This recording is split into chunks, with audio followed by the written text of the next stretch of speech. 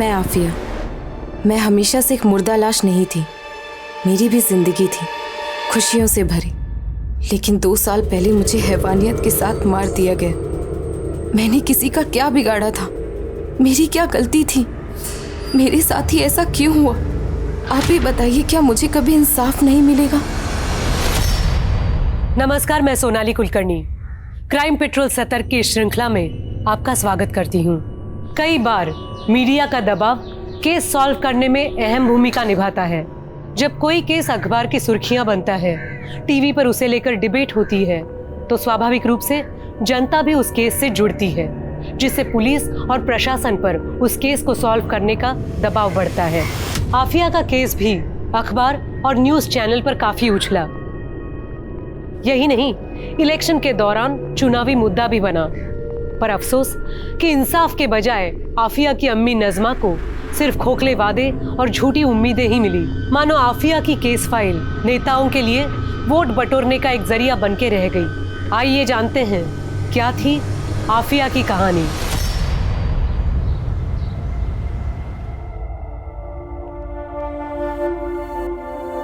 आफिया बेटा, ये ले, चाय पी ले। तू फिर वही कर रही है? मना किया है ना तुझे? अम्मी, आप तो जानती हैं ना, वहाँ लड़कियों के साथ सही बर्ताव नहीं होता। उनके साथ छेड़छाड़ होती है, बराबरी का हक नहीं मिलता। यहाँ तक कि प्रोफेसर्स भी ऐसे देखते हैं जैसे मानो कह रहे हो कि लड़की है, उतनी काबिल तो नहीं होगी। अरे आफिया, कॉलेज में तो होता ही है ये सब, और सिर्फ कॉलेज ही नहीं, हर जगह होता है। औरत और मर्द का ये फर्क खुदा ने बनाया है। नहीं अम्मी, खुदा ने मर्द और औरत बनाए, फर्क हमारी सोसाइटी ने बनाया। नज़मा, नज़मा, नज़मा, दरवाजा खोल। अशफाक, तुम्हें मना किया ना यहाँ आने के लिए? शौहर हूँ तेरा, और ये घर मेरा भी है। आपका नहीं, मेरे अब्बू का। देख, तू तो मेरे मुंह लग मत। क्या चाहिए तुम्हें अशफाक? अरे अपनी बीवी चाहिए। चलो तुम दोनों मेरे साथ। मैंने रजिया को मना लिया है, तुम दोनों अब मेरे साथ मेरे घर पे ही रहोगी। चलो। तुम्हारी दूसरी बीवी और बच्चों के साथ? क्यों? ताकि मेरे पीछे से तुम मेरे इस घर को बेच सको? देखो अशफाक, मैंने कभी तुम्हें अपना शौहर माना ही नहीं है। अरे तेरे मानने से क्या होता है? निकाह हुआ है हमारा। मैं इस निकाह को भी नहीं मानती। चलना पड़ेगा तेरे को मेरे साथ। चल चल चल। छोड़ो मुझे। हाथ छोड़िए मेरी अम्मी का, वरना मैं पुलिस कंप्लेन कर दूंगी। तो तू अब मुझे पुलिस की धमकी देगी? अगर तू मेरे सगी भाई की बेटी ना होती ना, तो कब का काट के दबना चुका होता तुझे। तुम लोग चाहे मानो या ना मानो, लेकिन दुनिया मानती है कि मैं तेरा शौहर हूं और इस आफिया का सौतेला बाप। और 3 बेटियां हैं मेरी, और मैं नहीं चाहता हूं इस आफिया के चाल चलन की वजह से उनके निकाह में दिक्कत आए। संभाल के रख अपनी बेटी को, और इसको कोई हॉस्टल भेजने की जरूरत नहीं है।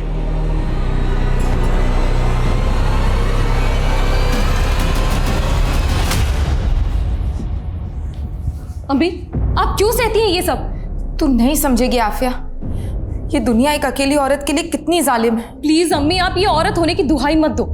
ये बोलो कि आप कमजोर हो। किस बात का डर है आपको? हाँ, आखिर आप पुलिस कंप्लेन क्यों नहीं करती? शरीफ घर की औरतें पुलिस कोर्ट कचहरी के चक्कर में नहीं पड़ती बेटा। अरे अम्मी, आप समझते क्यों नहीं हो? मुझे वहाँ हॉस्टल में आपकी फिक्र लगी रहती है। अरे मुझे कुछ नहीं होगा, तू बस अपना ख्याल रख, और थोड़ा हंस दे। अब चल, पैकिंग करनी है ना, चल जल्दी।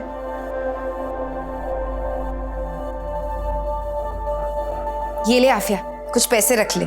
अम्मी, मैं मैनेज कर लूंगी। एंड आई नो यहाँ पर फैक्ट्री में आपको ज्यादा जरूरत पड़ेगी, और वैसे भी मैं वहाँ ट्यूशन पढ़ाती हूँ ना, उसके पैसे आने वाले, टेंशन मत लो। बहुत सयानी हो गई है तू, लेकिन मैं भी तेरी अम्मी हूँ, चुपचाप रख ले। और आफिया, ये देखना जरा, ये डॉक्टर है, बहुत पैसे कमाता है। अम्मी, आप तो चाहती थी ना कि मेरा निकाह ना हो अभी। आप चाहती थी कि मैं पढ़ाई करूं। तेरी इस अम्मी ने बहुत गलतियां की हैं, और मैं नहीं चाहती इन गलतियों का असर तेरी जिंदगी पर पड़े। तू बस निकाह कर ले, इससे मेरे कलेजे को सुकून मिलेगा। अम्मी, मैं निकाह करूंगी, जरूर करूंगी, लेकिन किसी के डर से नहीं, अपनी मर्जी से, अपनी खुशी से।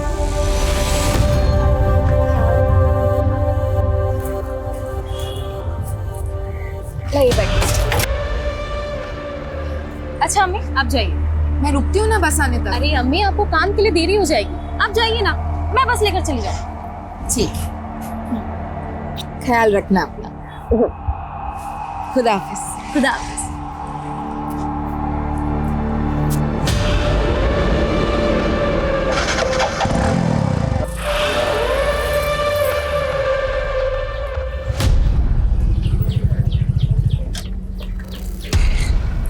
आफिया, क्या बिना मिले ही जा रही हो? नहीं, ऐसी कोई बात नहीं है। जा रही है वो आफिया अपने हॉस्टल। पता है ना क्या करना है।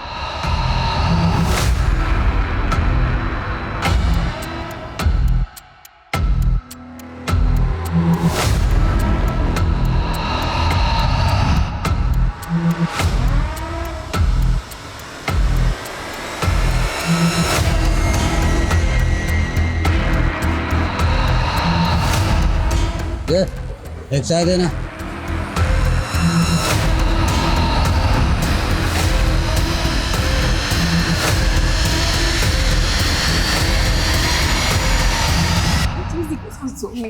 हे गाइस, हाय, हमारी झांसी की रानी आ गई। Good, how are you? Good. यार तूने पोस्टर इतने कमाल के बनाया ना कि उन्हें देख के मजा ही आ गया, सीरियसली। पता है शगुन, पूरी रात लगी मुझे इन पोस्टर्स को बनाने में। अम्मी तक को टाइम नहीं दे पाई। तो तूने अपनी पूरी छुट्टी इस नुक्कड़ नाटक पे वेस्ट कर दी? और नहीं तो क्या। कमाल है तू भी। वो तो मैं हूँ। अच्छा लिसन, अभी मैं चली फ्रेशन अप होने, तुम लोग अपने गॉसिप कंटिन्यू करो। हाँ, तुम्हें जरूरत भी है, जाओ। चल चल।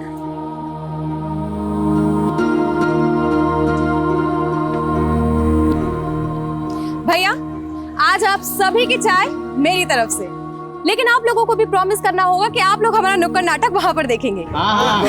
ओके, लीजिए भैया, पैसे काटिए। हमें चाहिए आजादी, बुरी नजर से आजादी, गंदी सोच से आजादी, रोमियो से आजादी, से आजादी, बुरी नजर से आजादी। बंद करो ये सब। क्या चल रहा है? तो गर्ल्स हॉस्टल ने ऐसे ही मोहल्ले का माहौल खराब कर रखा है, और तुम लोग सड़क पर उतर के प्रदर्शन नहीं कर रही हो।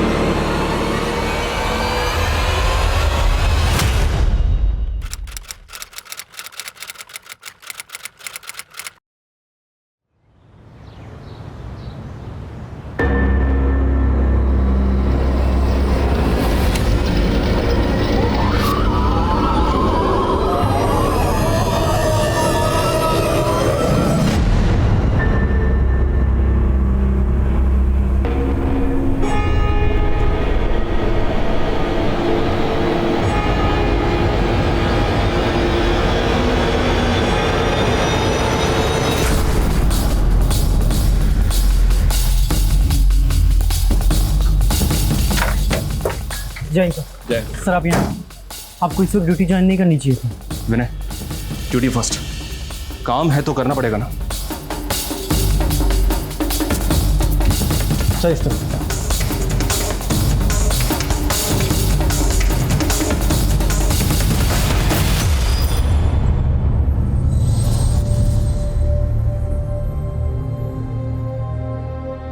इतनी वहशियत, इतना गुस्सा, इस तरह से कौन मार सकता है इसे? नाम क्या इसका?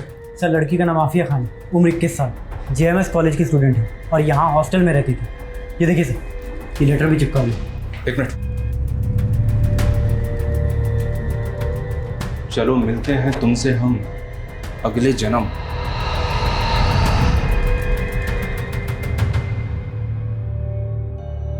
दिलकश जवानी।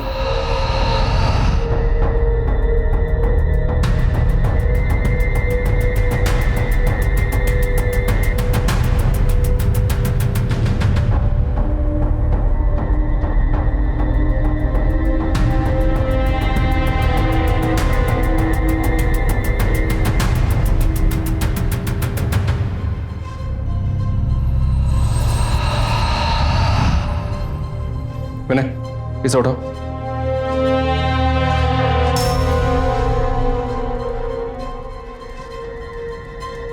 लड़की को इसी बेड पे मारा होगा और फिर कमरे से घसीट कर बाथरूम तक ले गए होंगे। और शायद उसका रेप भी किया होगा। बाथरूम के शीशे पे वो नोट और लड़की के हाथ पे लेकर दिलकश जवानी। किसी जिल्टेड लवर का मामला लगता है। सर कॉलेज की छुट्टियां चल रही थी, इसीलिए सभी लड़कियां अपने अपने घर गई हुई थी। आफिया और 4-5 लड़कियां और अभी परसों ही अपने घर से हॉस्टल लौटी सर। ये रही सर। अच्छा, आफिया के रूम में 2 बेड्स और हैं। उसकी रूममेट्स कौन है? सर मैं और तनु, लेकिन तनु अभी तक घर से वापस नहीं आई है सर। आफिया को इतनी हैवानियत से, इतनी बेरहमी से किसी ने मार दिया और आपको कुछ पता ही नहीं चला? एक्चुअली कल रात को मैं अपने कमरे में नहीं थी। हम सब लोग कल गीतिका के रूम में थे, क्योंकि इसकी दोनों रूममेट नहीं आई थी तो हम लोग इसी के रूम में सो गए थे सर। हाँ सर, ये सब मेरे ही रूम में थे। लेकिन आफिया तो आपके रूम में नहीं थी। क्यों? कोई अनबन थी उसके साथ? नहीं नहीं सर, वो तो हम सबकी बहुत अच्छी दोस्त थी। मैंने कल उसे बोला भी था कि तू भी हमारे साथ चल, लेकिन उसने कहा कि उसे पढ़ाई करनी है। तू अभी तक पढ़ रही है? चलना गीतिका के रूम में। अरे मोहतरमा जी, ऑलरेडी घर पे कितना टाइम वेस्ट हो गया। अगर अभी पढ़ाई नहीं की ना तो मैं पक्का फेल हो जाऊंगी। तू जा। चलना प्लीज। जा मेरी माँ। अच्छा ठीक है, बाय। आफिया की लाश को सबसे पहले किसने देखा था? सर मैंने ही देखा था। सुबह मैं अपने कमरे में आ रही थी तो मैंने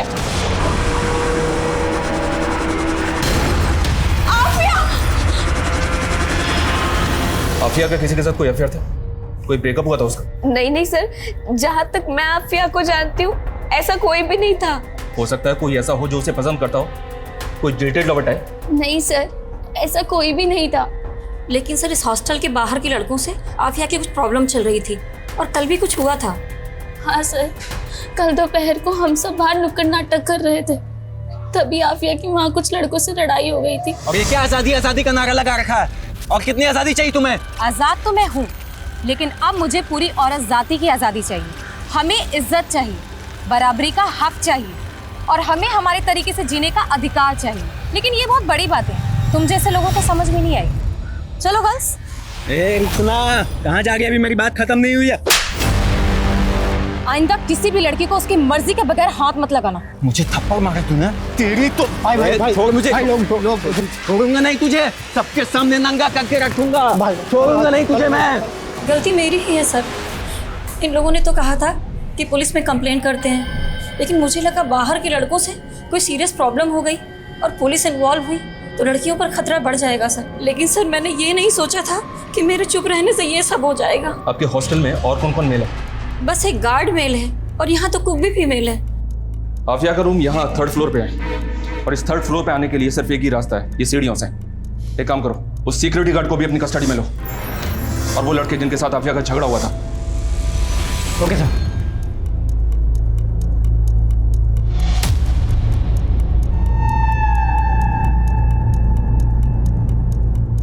विनय, ये देखो, यहाँ पे खून के धब्बे हैं। हमें ऊपर कॉरिडोर में कहीं भी किलर्स के फुटप्रिंट नहीं मिले, ना ही सीढ़ियों पे, लेकिन यहाँ पे एक काम करो, यहाँ के प्रिंट लो और लड़की की बॉडी को पोस्टमार्टम के लिए भेजो। Okay sir.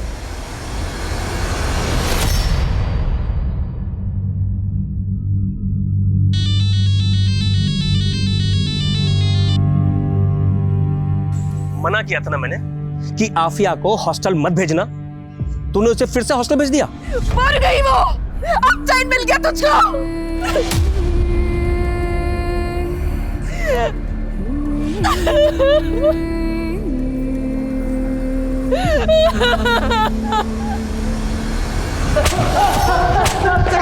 कुछ नहीं किया सर मैंने। तुम दोनों का झगड़ा हुआ था ना आफिया के साथ, उसे नंगा करके घुमाने की धमकी दी थी ना तुमने? नंगा करके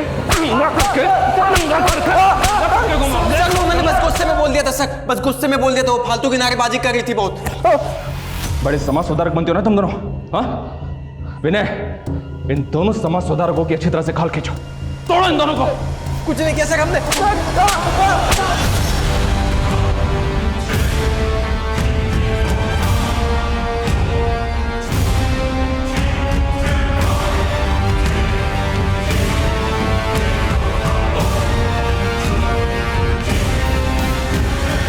सर हमने गार्ड और उन लड़कों की हैंडराइटिंग को नोट पर लिखी हैंडराइटिंग से मैच किया। सर मैच नहीं हो रही है और आफिया की पोस्टमार्टम रिपोर्ट भी आ गई है सर। सर पर गहरी चोट लगने की वजह से उसकी मौत हुई थी। और रेप? सर रेप तो कंफर्म नहीं हुआ, बॉडी पर कोई डीएनए तो नहीं मिला, लेकिन सर नोचने के निशान है।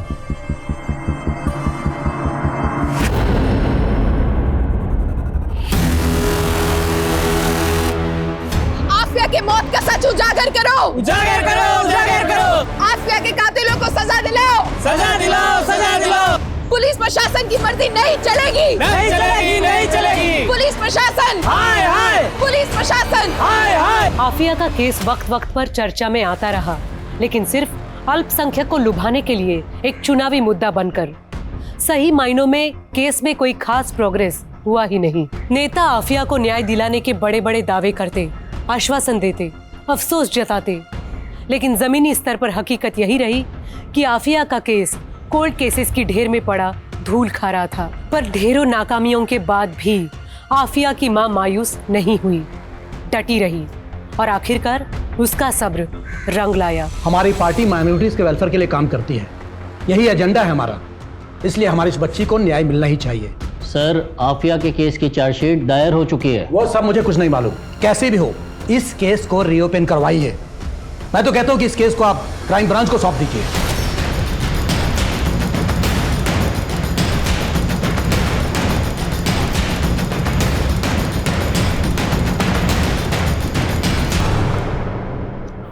सर, इस केस में इन्वेस्टिगेशन करने जैसा कुछ है नहीं। आपको भी पता है ये सिर्फ एक पॉलिटिकल स्टंट है। लोगों को बहकाने के लिए किया जा रहा है। जानता हूँ जिंदल, लेकिन ऊपर से ऑर्डर्स है, इन्वेस्टिगेशन तो करनी पड़ेगी। चैन सर, ये केस ऑलमोस्ट सॉल्व हो गया है, चार्जशीट भी दायर हो चुकी है और आप कह रहे हैं कि इन्वेस्टिगेशन फिर से क्राइम ब्रांच करेगा। एनीवेज, हमने इस केस में संतोष को अरेस्ट किया, ये बात तो आपको पता ही होगी। लेकिन किस बिना पे अरेस्ट किया था? ना तो संतोष की मां मानने को तैयार है, ना ही आफिया की मां मानने को तैयार है। मीडिया 50 सवाल ऊपर से खड़े कर रहा है कि जो आदमी ठीक से चल फिर नहीं सकता वो गर्ल्स हॉस्टल के 3rd फ्लोर पर बालकनी से कैसे जा सकता है। आशुतोष, कहीं ऐसा तो नहीं है कि तुमसे, तुम्हारी टीम से कहीं कोई गलती हुई है? मैंने सुना है कि उस दरमियान तुम किसी ट्रेजेडी से भी गुजर रहे थे। जी हाँ सर, लेकिन मेरी पर्सनल ट्रेजेडी का मेरी इन्वेस्टिगेशन के साथ क्या लेना देना? For me duty is first. I have tried my level best. मैंने ना तो इस केस में कोई कोताही बरती है और ना ही इस केस को रफा दफा करने की कोशिश की है। मेरे खबरों ने मुझे इन्फॉर्मेशन दी थी संतोष के बारे में कि वो एक हिस्ट्री शीटर भी है। और सर, आफिया की मौत के बाद भी ये संतोष हॉस्टल के बाहर एक चाय की दुकान पर बैठकर चाय पी रहा था, उसकी मौत की न्यूज़ देख रहा था। और जब पुलिस वहाँ से चली गई तो ये भी वहाँ से चला गया। आफिया को इतनी बुरी तरह से मारा पीटा गया। आफिया की माँ मीडिया में बार बार कह रही है कि उसके साथ रेप हुआ, लेकिन आपकी रिपोर्ट में रेप का कोई जिक्र ही नहीं है। आपकी रिपोर्ट कहती है कि आफिया के साथ रेप हुआ ही नहीं है। सर, आफिया की माँ लोगों की कही सुनी बातों में आ रही है। आफिया की बॉडी पर कपड़े नहीं थे, किसी को भी ऐसा लगेगा, लेकिन पोस्टमार्टम रिपोर्ट में रेप नहीं आया था। किलर ने आफिया को प्रेशर से मारा था सर। आई एम श्योर वो चोरी के लिए वहाँ आया होगा, आफिया के साथ झड़प हुई और उसने आफिया की जान ले ली। अगर हम तुम्हारी थ्योरी माने तो फिर वो आफिया को घसीट कर आफिया के रूम से वॉशरूम तक लेकर क्यों गया? वहाँ उसने आफिया के कपड़े निकाले, उन्हीं कपड़ों से उसके हाथ पैर बांधे, एक नोट भी छोड़ा। अगर कोई सिर्फ चोरी के मकसद से वहाँ गया था तो उसने इतनी हैवानियत क्यों दिखाई? Please explain me. संतोष ने खुद कबूल किया कि मर्डर उसी ने किया। ये देखिए, ये उसकी स्टेटमेंट है। आशुतोष, सस्पेक्ट से स्टेटमेंट कैसे ली जाती है कि मैं भी अच्छी तरह से जानता हूँ। किसी को इतना मारोगे, कुटोगे तो हाँ बोलेगा ही ना। सर, आपको जैसा लग रहा है वैसा बिल्कुल भी नहीं है। आफिया को चोरी के सिलबट्टे से मारा गया था। एक औरत ने संतोष को वो सिलबट्टा चोरी करते हुए देखा भी था। सारे सर्कमस्टेंशियल एविडेंस संतोष की तरफ ही इशारा कर रहे थे सर, बिलीव मी। लेकिन आफिया की बॉडी के पास एक नोट मिला है, उसकी बॉडी पे लिखा हुआ भी मिला है, दिलकश जवानी। ये तो किसी जिल्टेड लवर की ओर इशारा कर रहा है। जी हाँ सर, हमको भी ऐसे ही लग रहा था। हालांकि संतोष का कोई पास नहीं मिला हमें, लेकिन सर हो सकता है एक तरफा प्यार हो। Anyway, thank you so much. जय हिंद सर। जय हिंद। अभिषेक, संतोष को गर्ल्स हॉस्टल लेकर आओ। सर, उस घटना के बाद तो पुरानी वार्डन को अपना इस्तीफा देना पड़ा था और पिछले 2 सालों से मैं ही यही की वार्डन हूँ सर। अच्छा, ये बात बताइए।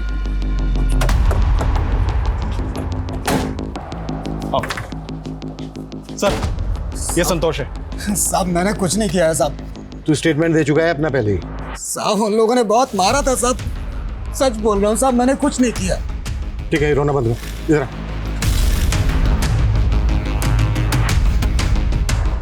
आजा। चल, दीवार पे चढ़ जा। चल चल।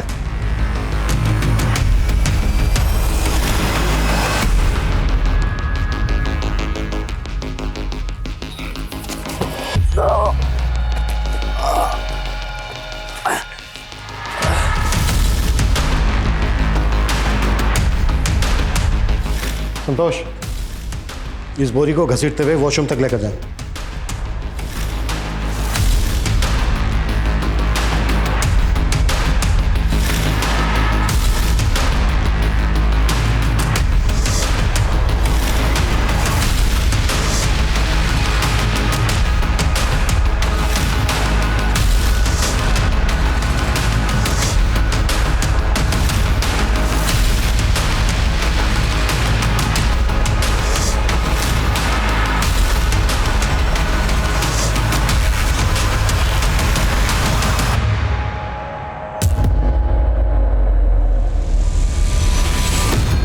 सर, आपने जो पता करने के लिए बोला था, जो आफिया की बॉडी के ऊपर दिलकश जवानी लिखा हुआ था, वो एक सॉफ्ट पोर्न वेब सीरीज है। और सर, ये संतोष को लेके आपको क्या लगता है? देखते हैं। अच्छा, संतोष के अलावा इस केस में और किस किस पे शक था? सर, एक कार्तिक और सुनील। सर, ये दोनों अक्सर हॉस्टल के बाहर नेतागिरी झाड़ा करते थे और आफिया के साथ इनका झगड़ा भी हुआ था। और ये हॉस्टल का सिक्योरिटी गार्ड। इन सबको बुलाओ। ये कोई रैंडम क्राइम नहीं हो सकता। जिस किसी ने भी ये किया है वो आफिया पे नजर रखता होगा, उसको फॉलो करता होगा, उसने पूरी रेकी की होगी, तभी उसको पता चला होगा कि सारी लड़कियां एक ही कमरे में। इस केस से जितने लोग भी जुड़े सबको बुलाओ। सर 2 साल पुरानी बात के लिए आपने मुझे यहाँ क्यों बुलाया? मेरे हस्बैंड और मेरे इन-लॉज को ये सब बिल्कुल नहीं पसंद। 2 साल पहले तुम्हारी रूममेट की जान गई। हमें पता चला है कि वो तुम्हारी बहुत अच्छी दोस्त भी थी। आई एम श्योर तुम भी यही चाहती होगी कि तुम्हारी दोस्त को इंसाफ मिले। हम बस तुमसे ये जानना चाहते हैं कि उस दिन किस किस वक्त पर क्या क्या हुआ था। मैं आपको एग्जैक्ट टाइम तो नहीं बता सकती, लेकिन उस दिन क्या क्या हुआ मैं वो बता सकती हूँ। एक दिन पहले ही आफिया नागपुर से पुणे आई थी। सर, हम लोग अगले दिन कॉलेज गए। हॉस्टल के बाहर हम लोगों ने नुक्कड़ नाटक किया। वहाँ हमारा 2 लड़कों से झगड़ा हो गया था, जो हम पहले ही बता चुके हैं। सर, हम उसी रात गीतिका के रूम में चले गए थे पार्टी करने के लिए। हमारी आँख लग गई और हम वहीं सो गए। सुबह जब हमारी आँख खुली, हम वॉशरूम की तरफ गए तो हमने देखा कि आफिया की लाश वहाँ थी। इससे ज़्यादा हम और कुछ नहीं जानते सर। सर, क्या बताऊं क्या हुआ था। 2 साल बीत चुके हैं इस बात को, और सच कहूं तो मुझे भी कुछ अच्छे से याद नहीं। तुम लोगों ने किसी तरह की कोई आवाज़ सुनी थी उस दिन? नहीं सर, एक्चुअली उस दिन हॉस्टल के आसपास कोई फंक्शन था तो बहुत शोर था, इसलिए कुछ सुनाई नहीं दिया। सर, वार्डन किरण शर्मा यहाँ से जॉब छोड़ के दिल्ली शिफ्ट हो चुकी है। मैंने उसे बुला लिया है। और वो दोनों लड़के अंकित और सुनील, उनका क्या हुआ? सर, वो दोनों भी पुणे छोड़कर जा चुके हैं। मैंने उन्हें भी इन्फॉर्म किया है।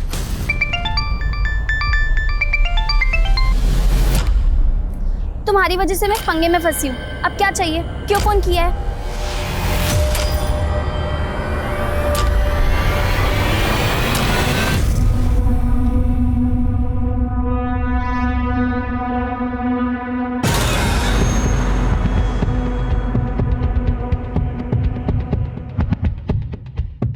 अभिषेक, इंस्पेक्टर आशुतोष को बुलाओ। सर।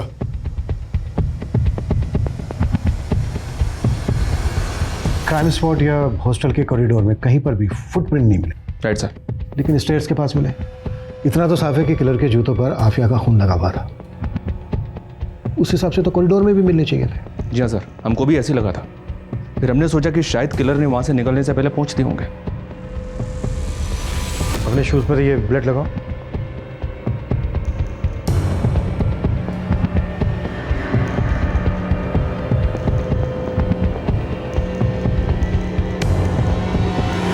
अभिषेक सर, साफ करो ये फुटप्रिंट।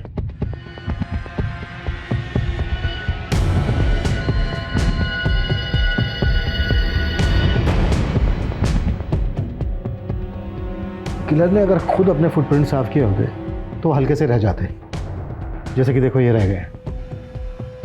किलर के पास इतना टाइम तो होगा नहीं कि वो अच्छे से साफ कर सके। इसका मतलब यह है कि किलर के जाने के बाद किसी और ने उसके फुटप्रिंट साफ किए। आई एम श्योर इस केस में कम से कम 2 लोग इन्वॉल्व हैं, शायद एक बाहर वाला और एक अंदर वाला। अभिषेक, अपनी टीम के कुछ लोगों को बोलो कि हॉस्टल के बाहर अंडर कवर होकर रहें। हॉस्टल में क्या क्या होता है पूरी जानकारी इकट्ठा करें, और इस केस से जुड़े सभी लोगों के कॉल रिकॉर्ड्स, लोकेशंस और बाकी की डिटेल्स चाहिए मुझे। Right sir.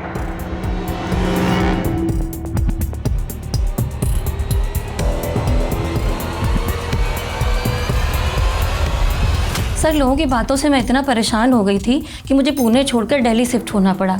और उस दिन जो कुछ भी हुआ था मैं पहले ही सब कुछ बता चुकी हूँ। इसके अलावा मुझे कुछ भी नहीं पता। सर उस वक्त अक्ल नहीं थी, इसलिए नेता वेता के चक्कर में लगे रहते थे। लेकिन अब बात समझ में आ गई कि जब घर में पैसे और नौकरी की बात होती है, कोई नेता हाथ थामने नहीं आता।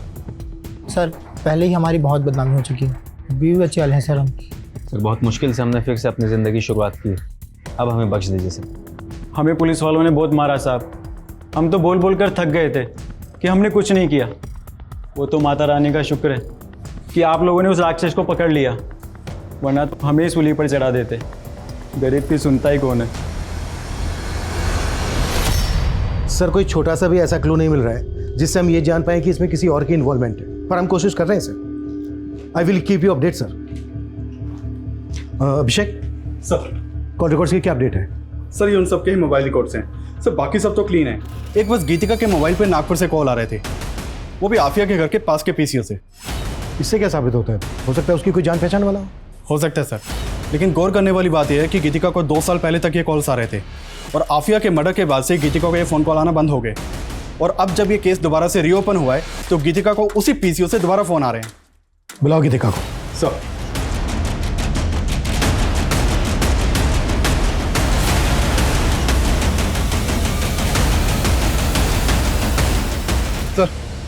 सर कुछ तो गड़बड़ लग रही है।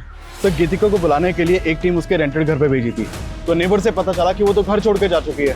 तो आपका शक सही था कि हो ना हो इस केस में 2 लोग शामिल हो सकते हैं और कहीं ना कहीं ये दूसरी शख्स गीतिका ही हो सकती है। ये भी तो हो सकता है ये केस रेप केस हो ही नहीं, इसमें दुश्मनी का एंगल हो, किसने दुश्मनी निकाली हो आफिया के साथ। पुलिस को गुमराह करने के लिए क्राइम सीन को इस तरह से सजाया गया कि जिल्टेड लवर और रेप एंड मर्डर का केस हो। अभिषेक पता करो कि गीतिका इस वक्त कहाँ पर है और नागपुर से गीतिका को फोन कौन कर रहा था। आफिया की माँ से भी पूछताछ करो, शायद वहाँ से कुछ पता चले। सर गीतिका? नहीं, मैंने गीतिका को कभी फोन नहीं किया, मैं तो उसे अच्छे से जानती भी नहीं हूँ। देखिए कॉल्स तो आपके एरिया से आते थे, उसका कोई दोस्त या कोई जानने वाला? मैं किसी को नहीं जानती। ठीक है।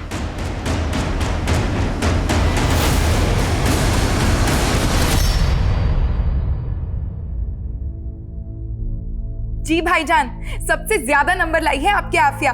अखबार के दूसरे पन्ने पर उसका फोटो भी छपा है। हाँ, आगे जैसा आफिया चाहे। खुदा हाफिज। ये क्या अम्मी, आप अभी तक फोन पर लगे हो? अरे तूने खबर ही इतनी अच्छी दी है कि रिश्तेदारों तो क्या पूरी दुनिया को बताना चाहती हूँ कि आफिया मेरी बेटी लाखों में और मेरी अम्मी करोड़ों में। देखना अम्मी, ये तो शुरुआत है, धीरे धीरे मैं इतना नाम कमाऊंगी ना कि आपको वर्ल्ड फेमस कर दूंगी।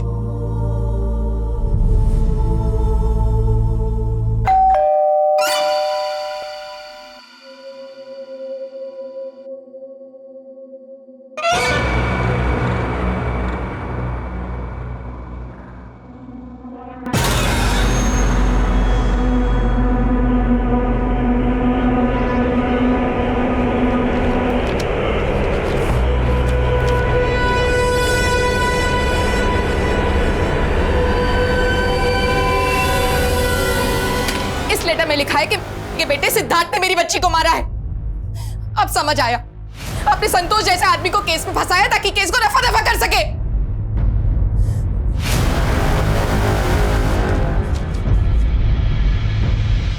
सर मैंने कहा ना आपसे, मैं किसी आफिया को नहीं जानता, बस न्यूज में देखा था 1-2 बार।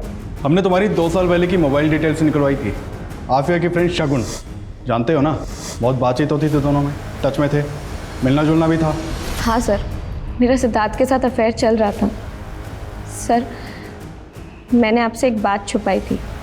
असल में उस रात हम सारी लड़कियां गीतिका के रूम में छुपके से पार्टी कर रहे थे, जिसमें मैंने सिद्धार्थ को भी बुलाया था।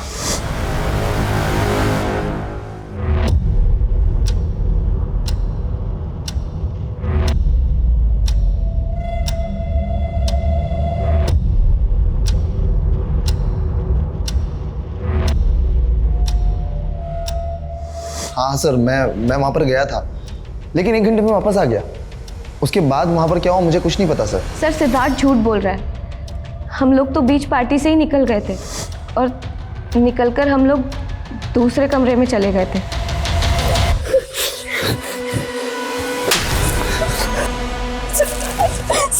बस सिद्धार्थ, अब मुझसे ये दर्द बर्दाश्त नहीं होता। फिर से तंग आ गई तू।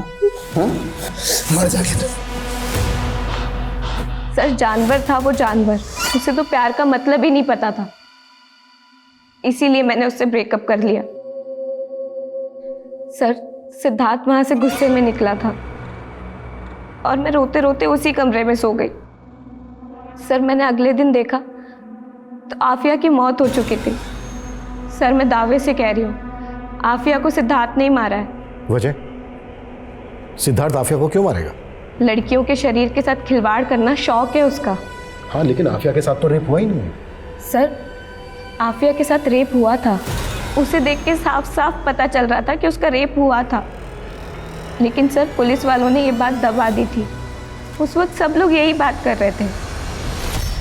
बहुत प्रेशर बढ़ रहा है जिंदल, जो करना है जल्दी करो। सर, अपने खबरियों को बोलो कि वो सिद्धार्थ पे नजर रखें और साथ ही शगुन पे भी। सर।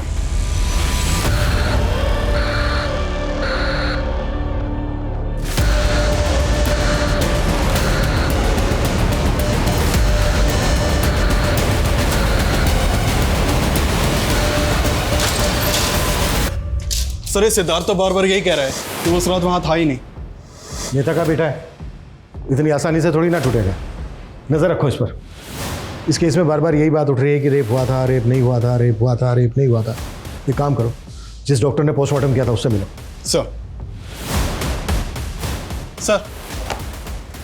सर आफिया की बॉडी के ऊपर ब्रुटैलिटी के निशान थे, खरोंच, बाइट मार्क्स, लेकिन डॉक्टर का कहना है कि उसका रेप नहीं हुआ था। अभिषेक, आफिया के स्केलेटन की दोबारा से जांच करवाओ, हो सकता है वहां से कुछ मिल जाए। कोर्ट उसके घर वालों से परमिशन लो। Yes sir.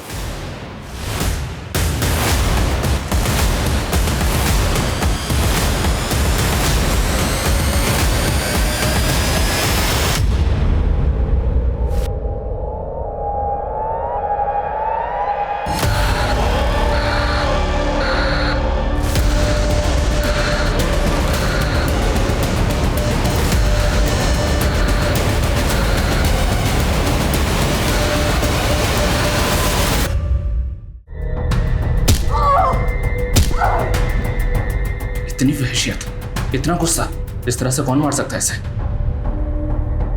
इस केस में कम से कम 2 लोग इन्वॉल्व हैं, शायद एक बाहर वाला और एक अंदर वाला। सर आफिया के स्केलेटन की फोरेंसिक रिपोर्ट आ गई है। सर उसका हाथ तोड़ा गया था और पैर भी, और उसके सर पर बार बार मार कर उसकी जान ले ली गई थी। सर एक और बात पता चली है, आफिया के मर्डर के करीब 8 महीने पहले उसने एक वीडियो पोस्ट किया था जो काफ़ी वायरल हुआ था। ये देखिए सर ये वीडियो आफिया के हॉस्टल का ही है। इसमें वॉशरूम में एक आदमी एक लड़की का वीडियो बना रहा है। सर एक और बात, हॉस्टल का सिक्योरिटी गार्ड जिसने हमसे ये बताया था कि इस कांड के 6 महीने के बाद उसने ये नौकरी छोड़ दी थी और वो अपने गांव चला गया था। सर पता चला है कि वो पुणे में ही और बिजनेस कर रहा है।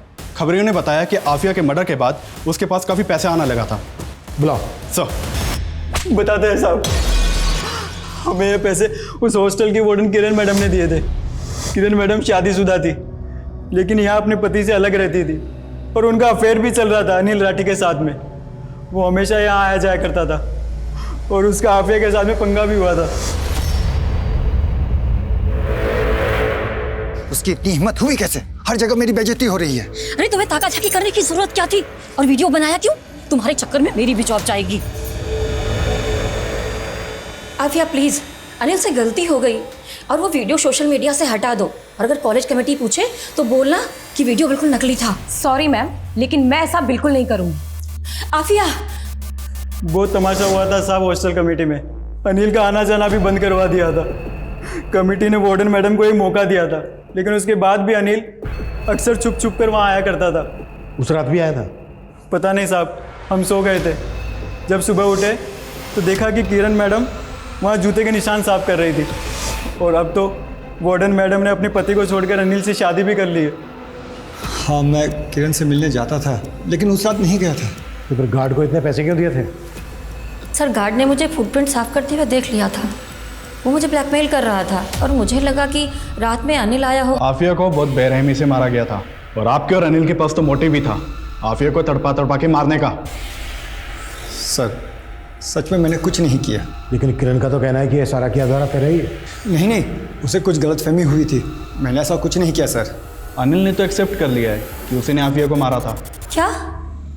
सर मुझे उस समय लगा भी था, लेकिन अनिल ने मुझे यकीन दिला दिया कि आफिया के खून से उसका कोई लेना देना नहीं है। या तो इस अनिल ने वाकई में कुछ नहीं किया है, या फिर ये दोनों बहुत अच्छी एक्टिंग कर रहे हैं। सर नागपुर से शकील का फोन है। हेलो, ठीक है, मैं चेक करता हूँ। सर शकील बता रहा है कि जिस पीसीओ से गीतिका को फ़ोन किया जाता था उसके पास एक सीसीटीवी मिला है। उसने उन कॉल के टाइमिंग को सीसीटीवी की फुटेज के टाइमिंग से मैच किया तो उसमें एक औरत दिखाई दी है। सर शकील ने उसका वीडियो भेजा है, ये देखिए फुटेज। तुरंत नागपुर के लिए निकलो, पता करो ये औरत कौन है और इस औरत की फोटो आफिया की माँ नज़मा को भी दिखाओ। सर।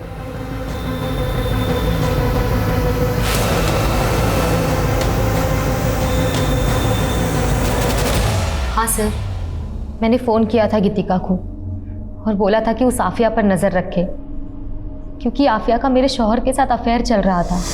क्या है ये? हाँ, क्यों उसकी फोटो अपने वॉलेट में लिए घूमते फिरते हो? हाँ, मैं प्यार करता हूँ आफिया से और निकाह भी करके रहूंगा। मैं आफिया का पीछा किया करती थी ये जानने के लिए कि वो मेरे शौहर से मिल रही है या नहीं, लेकिन मैं पुणे में उसका पीछा नहीं कर सकती थी, इसलिए मैं उसके हॉस्टल की एक लड़की गीतिका से मिली। मैंने उसको पैसे का लालच दिया तो वो तैयार हो गई। कहीं ऐसा तो नहीं है कि अपने गुस्से की वजह से तुमने ही आफिया के साथ ये सब कुछ करवाया? नहीं सर, मुझे क्या पड़ी है मैं किसी के साथ कुछ करूं। ऐसी लड़कियों को ऊपर वाला खुद ही सजा देता है और उसका तो पूरा खानदान ही ऐसा है। मतलब? सर उसके अम्मी को उसके अब्बू ने गुस्से में तलाक दे दिया था, फिर वापस आए बीवी के पास रोते हुए। अपने शौहर से वापस निकाह करने के लिए उसको पहले अपने देवर अशफाक से निकाह करना पड़ा, ताकि अशफाक नज़मा को तलाक दे और नज़मा फिर से अपने शौहर के साथ निकाह कर सके। जी, लेकिन उससे पहले उनको हार्ट अटैक आ गया और उनकी मौत हो गई। लेकिन उनकी मौत के बाद अशफाक ने नज़मा को तलाक नहीं दिया, उल्टा दोनों माँ बेटी का जीना हराम कर रखा था। अशफाक जानता था कि अगर वो नज़मा को तलाक दे देगा तो इतने बड़े घर की मालकिन वो दोनों माँ बेटी अकेले बन जाएंगी। उन दोनों माँ बेटी की ज़िंदगी खुद तो बर्बाद थी और बेटी मेरे शौहर के साथ चक्कर चला के मेरी ज़िंदगी बर्बाद कर रही थी। तबस्सुम झूठ बोल रही है सर, ये सब बेकार की बातें। मेरी बेटी इकबाल से प्यार करती ही नहीं थी। तुझे मेरी कसम बता क्या कुछ चल रहा है तेरे इकबाल के साथ? अम्मी कम से कम आप तो मेरा यकीन कीजिए, इकबाल भाईजान को मैं सिर्फ अपना भाई मानती हूँ और कुछ भी नहीं। लेकिन ये बात आपने हमसे पहले क्यों नहीं बताई? मैं आपको क्या क्या बताऊं और किस किस के बारे में बताऊं सर? अकेली औरत की तो पूरी दुनिया ही दुश्मन होती है। सर मैं आफिया से बहुत प्यार करता था और वो भी मुझसे प्यार करती थी। आफिया प्यार नहीं करती थी तेरे से। आफिया की मौत में ऐसे ही किसी इंसान का हाथ है जो एक तरफा प्यार करता था उससे। नहीं सर, ये आप क्या कह रहे हैं? मैंने आफिया के साथ ऐसा कुछ भी नहीं किया है। साहब मैं मानता हूँ कि साहब मैं आफिया को पसंद नहीं करता था साहब, लेकिन साहब मैं इतना बड़ा भी जानवर नहीं हूँ कि अपनी सगे भाई की बेटी के साथ ऐसी घिनौनी हरकत करूँ साहब। और मैम ये आपका ऑर्डर। थैंक यू मैम आपके लिए कुछ और भी है जी।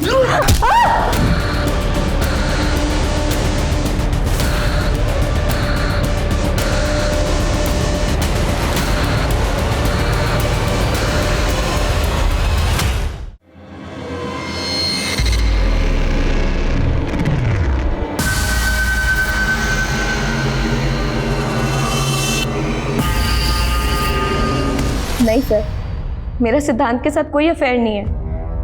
वो मेरे ऊपर प्रेशर डाल रहा है कि मैं शादी के बाद भी उसके साथ फिजिकल रिलेशन बनाऊं। सर वो आज भी मुझे बहुत मारता है। तो तुम उसकी बात मानती क्यों? क्योंकि सर अगर मैंने ऐसा नहीं किया तो वो मेरे पति को जान से मार देगा। इसलिए तुमने सिद्धार्थ को फंसाना चाहा झूठ बोलकर, और नज़मा को भी वो लेटर तुमने ही लिखा था ना? हाँ सर, लेकिन सर मैं सिद्धांत को फंसा नहीं रही हूँ। उस जैसा जानवर ही एक लड़की का ऐसा हर्ष कर सकता है। सिद्धांत के अगेंस्ट केस करो, चुप बैठी रहोगी कुछ नहीं होगा, और अगर तुम सही पुलिस तुम्हारा साथ देगी। सर मैं पहले भी कह चुका हूं आप लोग से, मैं वहाँ गया ज़रूर था, लेकिन फिर मैं वहाँ से निकल गया और उसके बाद वहाँ पर क्या हुआ मुझे कुछ नहीं पता। इससे ज़्यादा सर मुझे कुछ नहीं कहना। अंकित और सुनील का झगड़ा था आफिया के साथ। इन दोनों के पास मोटिव बनता है। हो सकता है इन दोनों के कहने पर ही ये गार्ड ने काम किया हो, क्योंकि गार्ड अच्छी तरह से जानता था कि अनिल का भी झगड़ा था आफिया के साथ। अगर वो सब करेगा तो डाउट जो है अनिल पे जाएगा। सर ये कांड खुद अनिल भी तो कर सकता है, क्योंकि उसके पास सीधा मोटिव था। मोटिव तो तबस्सुम और इकबाल के पास भी था, और मोटिव अशफाक के पास भी था। हो सकता है अशफाक ने इस काम को अंजाम दिया, या फिर सिद्धार्थ, क्योंकि शगुन तो सीधा शक सिद्धार्थ के ऊपर जता रही है। ये भी तो हो सकता है कि इनमें से कोई ना हो, इस वारदात को किसी और ने अंजाम दिया। अभिषेक ये देखो, ये कुछ दिन पुराना न्यूज़पेपर है। सूरत में एक लड़की के साथ वारदात कुछ ऐसी हुई थी जैसी इस लड़की के साथ। हाथ पैर तोड़े गए, उसका रेप हुआ, उसकी बॉडी पर डीएनए मिला, लेकिन किसने किया ये अभी तक पता नहीं। सर आफिया का मर्डर भी इसी तरह से हुआ था, लेकिन आफिया का रेप नहीं हुआ था। अभिषेक, इस केस में जो डिफरेंसेस हैं तो उस पर क्यों सोच रहे हो? जो चीज़ें कॉमन है उस पर आगे बढ़ते हैं ना। लेकिन सर अगर ये तुक्का फेल हो गया तो इस केस को बंद करने की नौबत आ सकती है। इसलिए तो रिस्क लेना भी बनता है। पिछले 5 साल के जितने भी रेप और मर्डर के केसेस हैं जिसमें इस तरह की समानता है, सबका डेटा निकालो।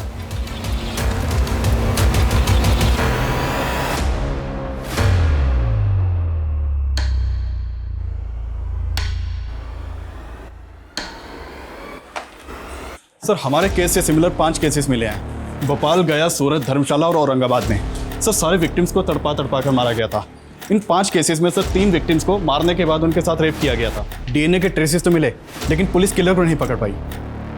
इन विक्टिम्स की बॉडी पे जो डीएनए मिला है मैच करो, देखो किलर सेम है क्या। सर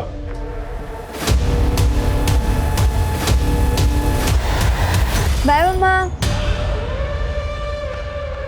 सर डीएनए रिपोर्ट आने में तो अभी टाइम लगेगा, और सर फिलहाल इन 5 लड़कियों में अभी तक कोई लिंक नहीं मिला है।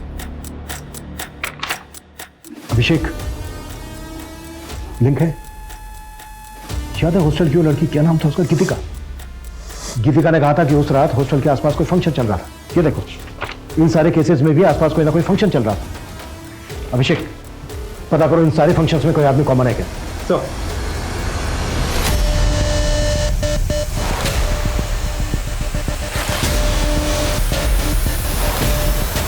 जो डिटेल्स निकालने के लिए बोली थी अब तक मिली क्यों नहीं है मुझे? सर आपका शक सही निकला। एक आदमी का पता चला है जो हर लोकेशन पे मौजूद था। ये सर ये अलग अलग शहरों में अलग अलग कैटरिंग के लिए काम करता है। मैंने मोबाइल ऑपरेटर से इसकी डिटेल निकलवाई तो पता चला कि ये मुंबई में है अभी। तुरंत मुंबई पुलिस से कांटेक्ट करो, इस आदमी को ट्रेस करो। इससे पहले कि किसी और लड़की को अपना शिकार बनाए, हमें इसे रोकना होगा। Quick, fast. सर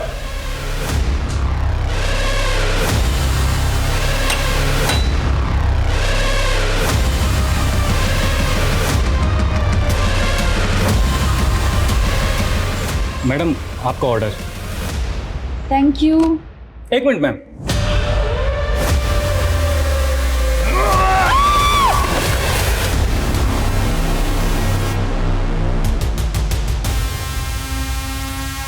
रघु चल।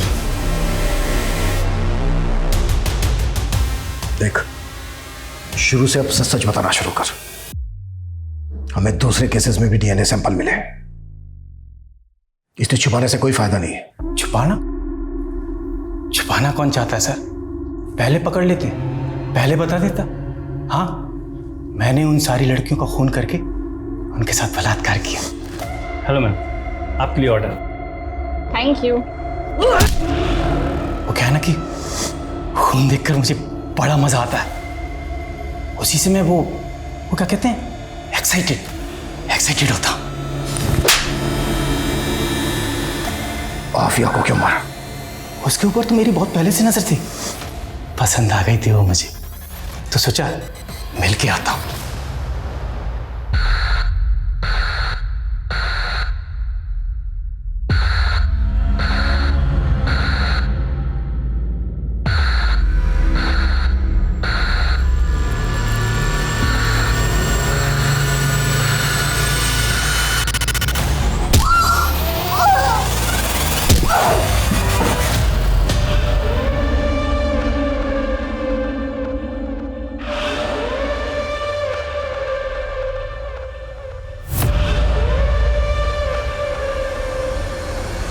तो कुछ लड़कियों की डेड बॉडी के साथ रेप करता था, कुछ लड़कियों की डेड बॉडी के साथ रेप नहीं करता था।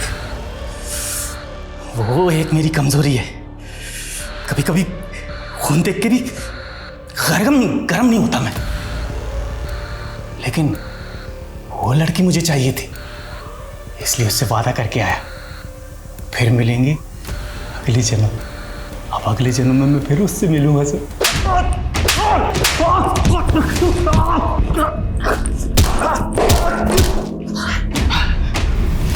ये तेरा आखिरी जन्म है। इस वक्त रघु न्याय की हिरासत में है। पुलिस जल्द ही उसके खिलाफ कोर्ट में चार्जशीट फाइल करेगी। रघु ने अपने स्टेटमेंट में यह कबूल किया कि पिछले 3 सालों में उसने कई लड़कियों को मॉलेस्ट किया था। उनके साथ जबरदस्ती की थी, लेकिन कभी किसी लड़की ने रघु के खिलाफ शिकायत दर्ज कराने की हिम्मत नहीं की और शायद इसी वजह से रघु की हिम्मत और बढ़ी। रघु का कोई क्रिमिनल रिकॉर्ड ना होना भी एक अहम वजह था कि इतने सालों में रघु कभी पुलिस की रडार में नहीं आया। हमारा डर ही रघु जैसे विकृत लोगों का हथियार होता है। आफिया एक निडर लड़की थी। वो इस बात को अच्छी तरह से समझती थी कि लड़कियों की खामोशी ऐसे मंचलों का हौसला बढ़ाती है। आफिया अब वापस लौटकर नहीं आएगी, लेकिन आफिया के भीतर अपने स्वाभिमान के लिए लड़ने का जो जज्बा था, उससे हम सबको सीख लेनी चाहिए। औरतों के लिए सुरक्षित समाज बनाने के लिए जरूरत है इस सितम के खिलाफ आवाज उठाने की। जब तक हम चुप रहेंगे, सितम का ये सिलसिला यूं ही चलता रहेगा। ये चीखें खामोश नहीं होंगी। अब मैं सोनाली कुलकर्णी आपसे विदा लेती हूँ। फिर मिलेंगे क्राइम पेट्रोल सतर्क जस्टिस रीलोडेड के एक नए केस के साथ। तब तक मास्क पहने, सैनिटाइजर का इस्तेमाल करें और सोशल डिस्टेंसिंग का ध्यान रखें। अपना और अपने परिवार का ख्याल रखें। देखते रहिए क्राइम पेट्रोल सतर्क जस्टिस रीलोडेड। जय हिंद।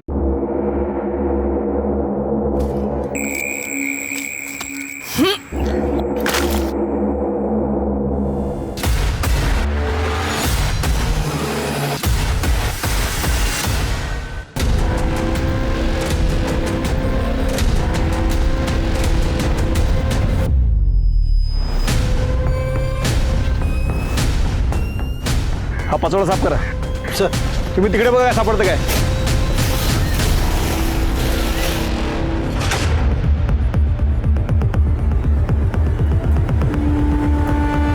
बड़ी बाहर निकालो जल्दी.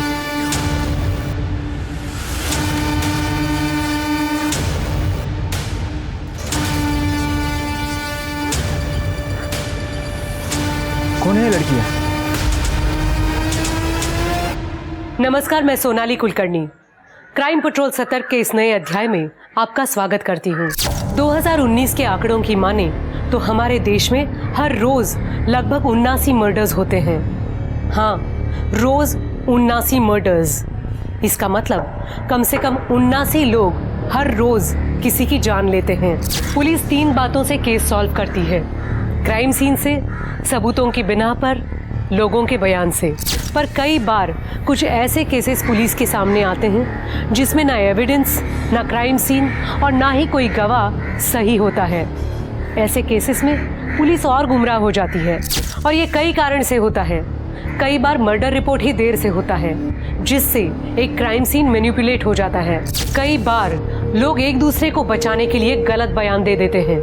कई बार क्राइम इतनी चालाकी से किया जाता है कि पुलिस को कोई एविडेंस ही नहीं मिलता। हमारे आज के केस में ये तीनों बातें हुई, इसलिए हमारा आज का केस भी rarest of the rare cases में आता है। राक्षस बन जाता है वो आदमी शराब पीने के बाद भैया। रोज मारता है और आज तो उसने सिया पर भी हाथ उठाया सिर्फ इसलिए कि वो मेरे साथ थी। छोड़िए इसे, क्या कर रहे हो?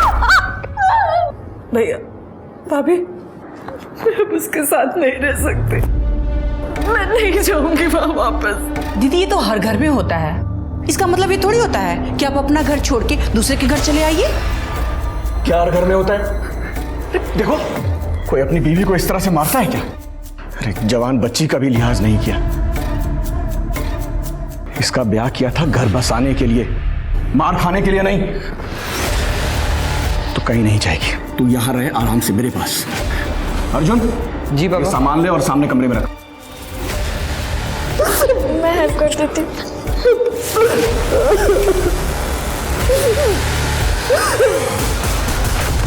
पहले से घर में काम कम था, जो ये 3 लोग और बढ़ गए, अब इनकी भी चाकरी करो।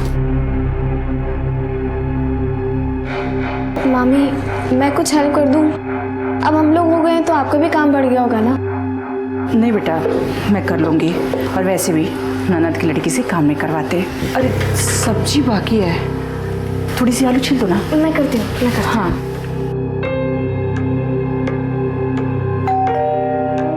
देखना बेटा कौन है।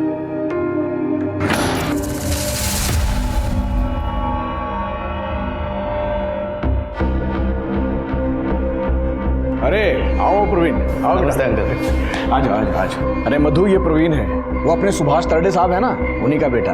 अच्छा। अरे हमारी जितनी खाद है सारी इन्हीं के पास जाती है। बाद में फोन करता हूँ। बहुत बड़े ठेकेदार है भाई, पूरा सतारा जानता है इनको। और मैं इसको और इसके हर कांड को जानता हूँ। नहीं नहीं, मैं कोई कांड नहीं करता।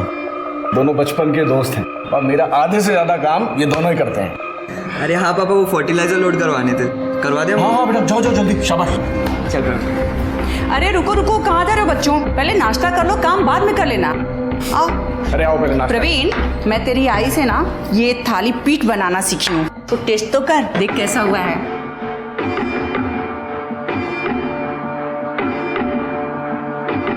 सुनिए, बोरी और एक और कार्टन रखवा दे, मैं हाथ धो के आता हूँ तब तक। ठीक है।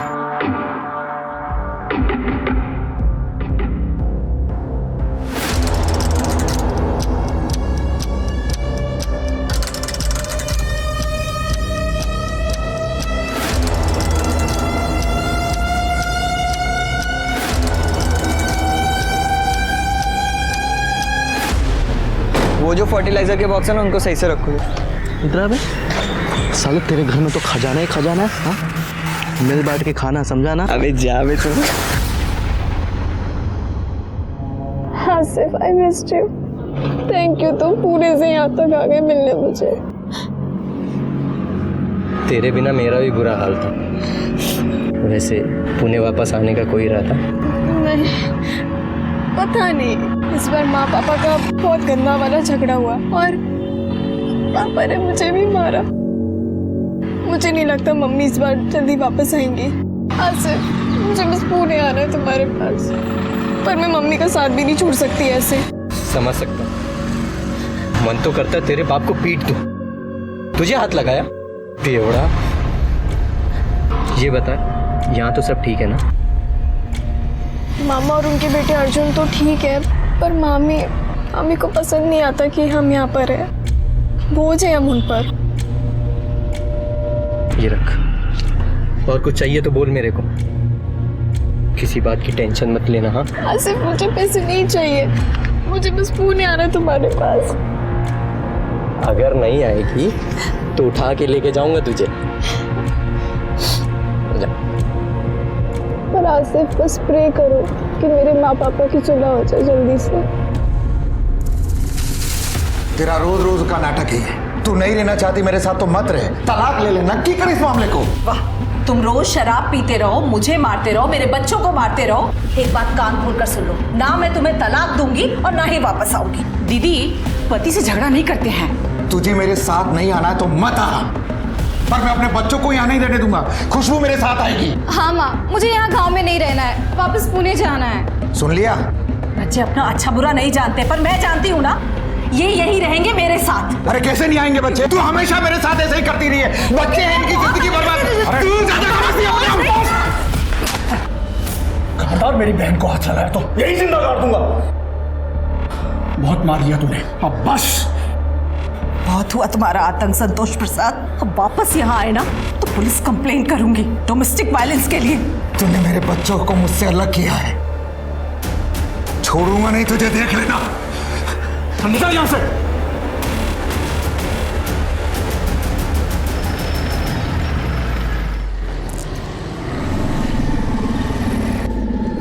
हाय, मैं अर्जुन के यहाँ ही जा रहा हूँ, तो मैं छोड़ देता हूँ। नहीं, मैं चली जाऊंगी। अरे कोई बात नहीं, अरे आ जाओ।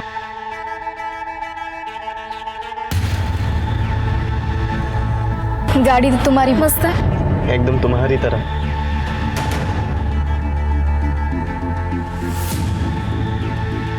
कभी ट्राई किया? नहीं?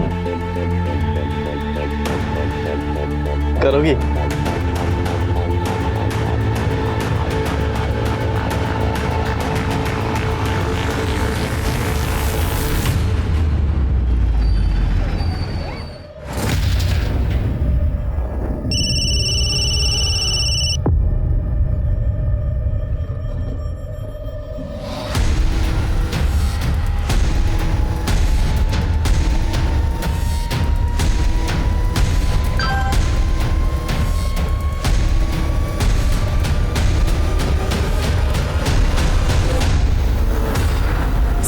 अरे हाँ?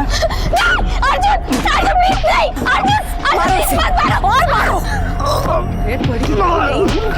रवि नहीं।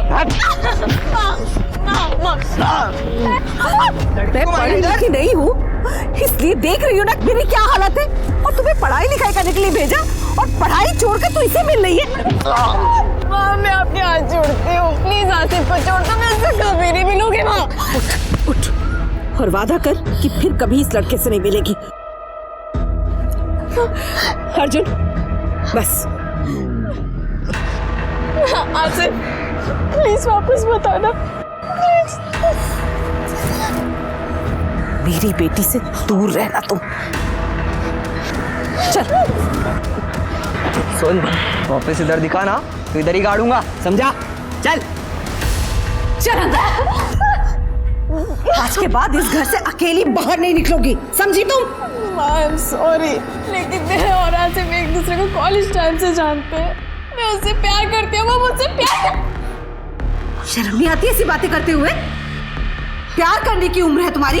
हाँ चलो अपने कमरे में जाओ। अर्जुन नजर रखो इस पर। दीदी, बच्चों पे बाप का साया होना बहुत जरूरी है। आप तो यहाँ चली आई, बच्चों की खुशी किसमें है, उनको क्या चाहिए, कभी सोचा है आपने?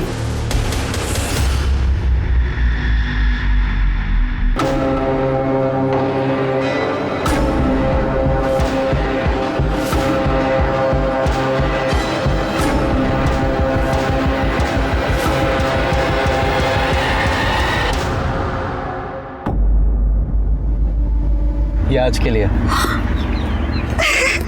मैंने जो बोला था वही लाए तुम? बिल्कुल वही है, देख लो। हाँ ये तो वही मॉडल है जो मैंने बोला था। आई लव यू।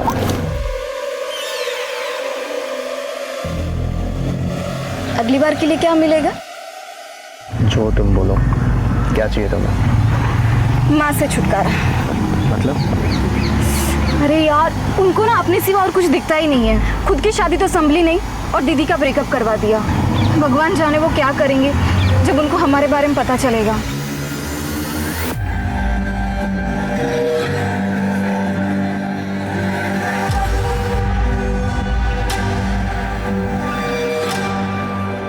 ये रोज रोज ही ऐसा करता है।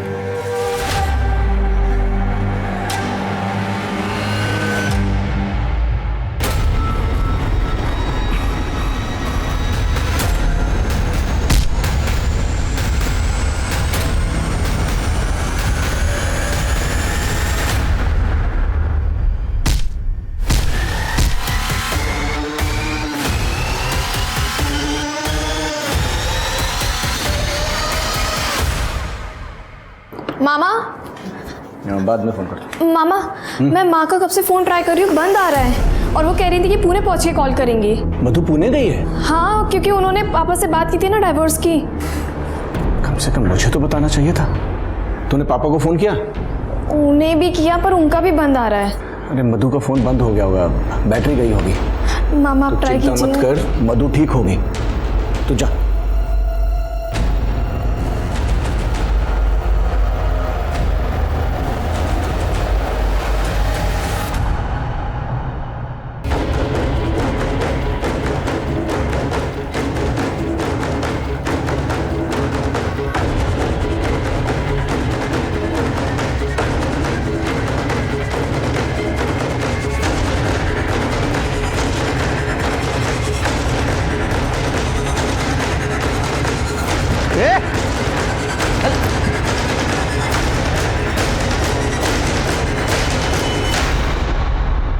लूटपाट का मामला तो नहीं लग रहा है, गहने वगैरह वैसे ही हैं और पर्स भी मिला है, इसमें भी सब चीज़ें वैसे ही हैं। ये आधार कार्ड भी मिला है सर।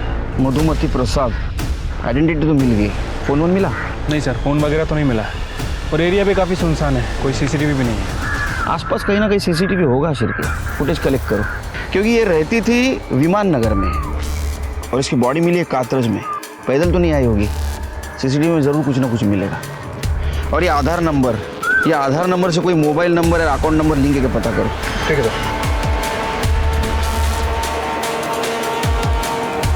सर। सर बॉडी पे कोई स्ट्रगल वुंड्स नहीं है, सिर पर ही चोट है बस, किसी भारी चीज से वार किया गया है। ब्लड क्लॉटिंग झाले शिरके, इसका मतलब मर्डर आज नहीं, कल या परसों हुआ है। ये क्या है शिरके? ये तो ब्लड नहीं लगता है। एम्बुलेंस बुला सर, और बॉडी को पोस्टमार्टम के लिए भेज दो।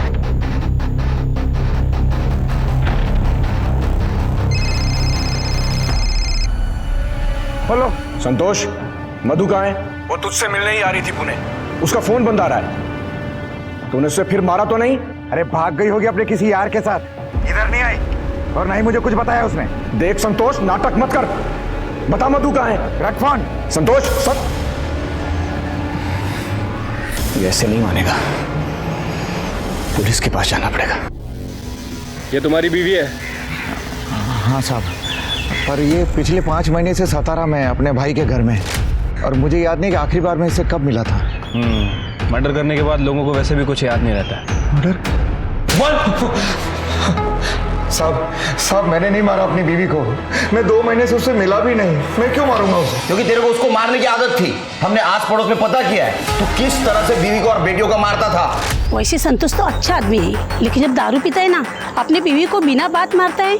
अरे उस दिन तो उसने अपनी बेटी सिया को भी मारा, तब से मधु दोनों बच्चों को लेके गई है तो वापस आई नहीं।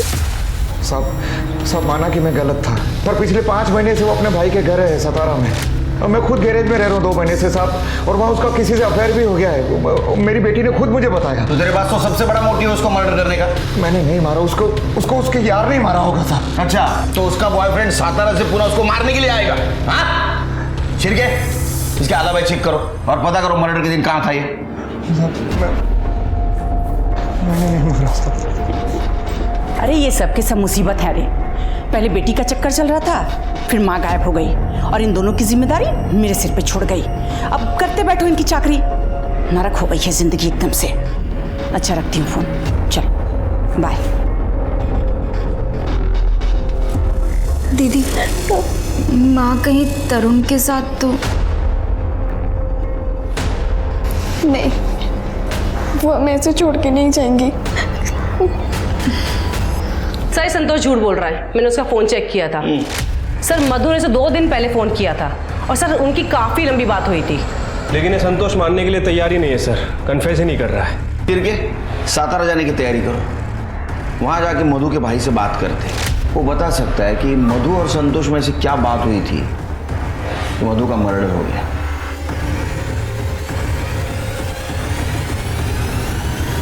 सर ये मेरी बहन मधु है सर, कल सुबह पूना गई थी और कल से इसका फोन बंद आ रहा है सर बहुत डर लग रहा है सर।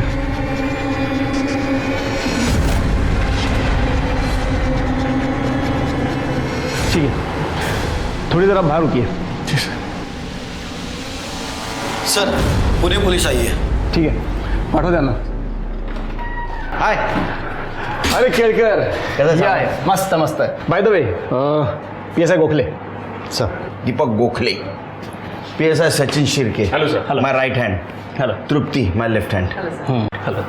एकदम सही टाइम पे आया हो। मधुमती प्रसाद का भाई आया था अपनी बहन की मिसिंग कंप्लेंट लिखवाने के लिए, उसे बाहर बिठाया, शायद तुम कुछ तहकीकात कर सको।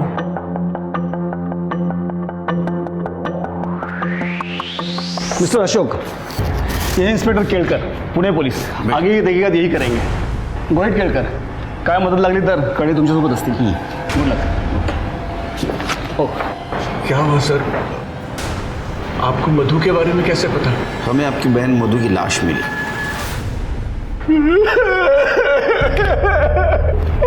संभालिए अपने आप। ये पक्का संतोष ने इसे मारा है। ये उसी के पास गई थी तलाक के बारे में बात करने। आप नहीं है उसके साथ? सर हर भाई की तरह मैं भी चाहता था सर कि तलाक ना हो, उसके साथ खुश रहे, 2 बच्चे थे सर उनके। इस बात पर हमारा झगड़ा भी होता था। मैं भी संतोष से नाराज था, लेकिन मैं चाहता था वो सुधर जाए और ये सब खुश रहे। मैंने पता भी किया था कि संतोष की शराब की लत छूट सकती है, उसका इलाज है। मैं उससे बात करने ही वाला था। काश मैंने उसे तलाक लेने दिया होता, काश मैं उसके साथ चला गया होता। हमें आपकी फैमिली से बात करनी होगी।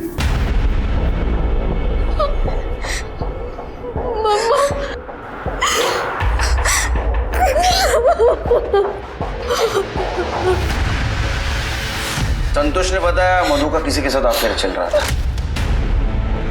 आप लोगों को पता है किसके साथ चल रहा था? क्या झूठ बोल रहा है वो कमीना? नहीं मामा, पापा को मैंने ही बताया था कि मम्मी का तरुण के साथ अफेयर चल रहा है। कौन तरुण? हमारा पड़ोसी है तरुण माने।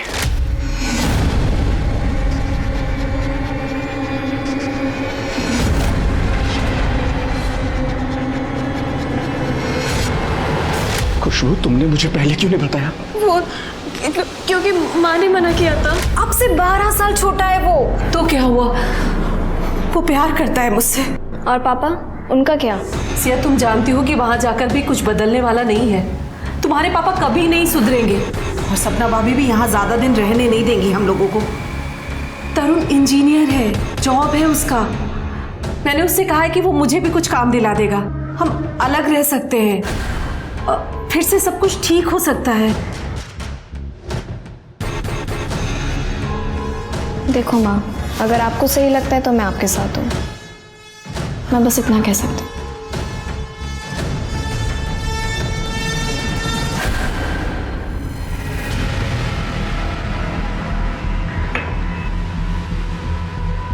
तरुण माने तू है? मैं हूँ। क्या हुआ सर? चल पुलिस स्टेशन। सर क्यों, क्या हुआ? तूने मधु का मर्डर किया, समझा? क्या कुछ भी बोल रहे हो? मैं मधु को क्यों मारूंगा? चल। सर, आपको कुछ गलत फहमी हुई है, ये ऐसा नहीं कर सकता। आप कौन है? बाइको। इसका अफेयर चल रहा था मधु के साथ, पता है आपको? हो सर, मुझे भी कुछ दिन पहले पता चला है। फोन चेक करो इसका। लॉक खोल। सर, लॉक खोल। सर, मैं डहानू में रहती हूँ, टीचर हूँ मैं, और ये इंजीनियर। इसका अभी एक नया काम शुरू हुआ है, बिल्डिंग कंस्ट्रक्शन का, इसलिए वो यहाँ आया था कुछ महीनों से।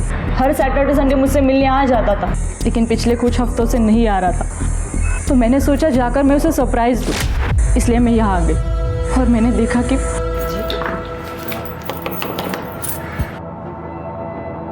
जी, तुम कौन हो और यहाँ क्या कर रही हो? आप बताइए, आप कौन है और किससे मिलना है आपको? तरुण का है। तरुण? तुम शादीशुदा हो और ये बात तुमने हे भगवान, कितने बड़े कमीने हो और मैं कितनी बड़ी बेवकूफ। ती सती सावित्री बन मत तू, तेरी भी तो शादी हो चुकी है। डिवोर्स कहाँ पी लिया तूने अब तक? चल निकल यहां से। अरे निकलो।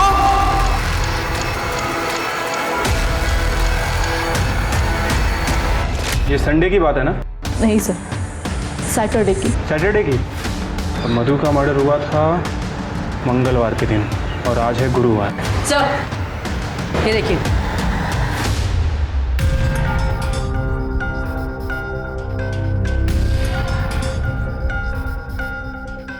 सर, हमने तरुण का फोन चेक किया सर। मधु से ब्रेकअप के बाद भी ये दोनों एक दूसरे के कांटेक्ट में थे सर। पुणे जाने वाले थे, एक मैसेज में ये बात भी है। जरूर इसी ने कुछ किया होगा। एक काम करो, सिग्नल का सीसीटीवी फुटेज कलेक्ट करो, कुछ ना कुछ जरूर मिलेगा। ठीक है सर। कर दे, उठाओ इसे। चल। अरे सर, मैंने किया क्या है सर?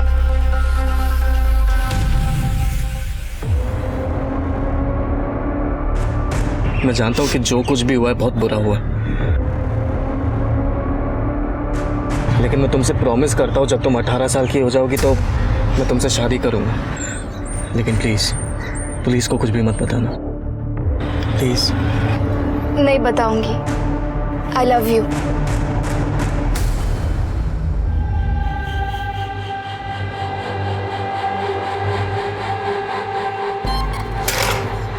ए अर्जुन, हाथ मत लगा। अच्छा, हाथ नहीं लगाऊं? देख, तेरी माँ ने तुझे छूने से मना किया था तो उसका क्या हाल किया। अब ये सोच, तू मना करेगी तो तेरा क्या हाल करूंगा। अच्छा ऐसा है, तो ये सारी बात जाके मैं पुलिस को बता देती हूँ ना। अच्छा, तो तुम अपने लिए दूसरा घर भी ढूंढ लेना, और ये भी सोच लेना कि तुम दोनों जवान बहनें अकेली सड़क पे रहते हुए कैसी नजर आओगी।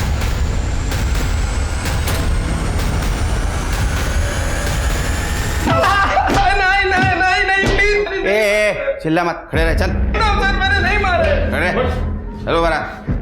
साहब मैंने नहीं मारा है मधु को, मैं क्यों मारूंगा उसको? हम दोनों के झगड़े के बाद हम दोनों की सुलह हो गई थी। मैंने उसको बोला था कि मैं उसको सपोर्ट करूंगा। मैं शादीशुदा होने के बाद भी मैंने मधु से वादा किया था कि मैं उससे शादी करूंगा।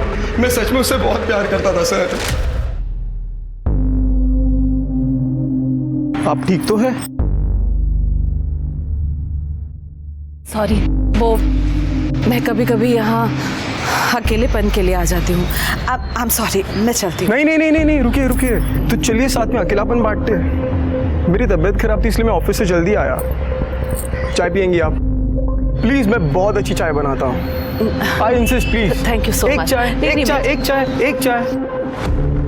Come on please, I insist.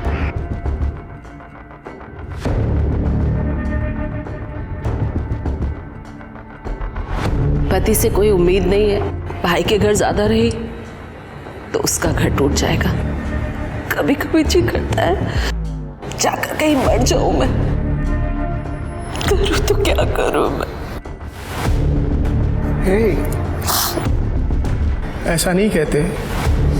मैं हूं तुम्हारे साथ, मैं करूंगा तुम्हारी मदद। प्लीज रोना मत। तूने एक दुखी औरत का घर पौधा लेके उसको मार दिया। नहीं, मैंने नहीं मारा है उसको सर। सर, जब हमारी बात उसे पता चली तब मैंने उसे माफी भी मांगी। मैंने ही कहा उसे कि जाके अपने पति से डिवोर्स ले ले, मैं करूंगा उससे शादी। तो सर मैं उसको क्यों मारूं?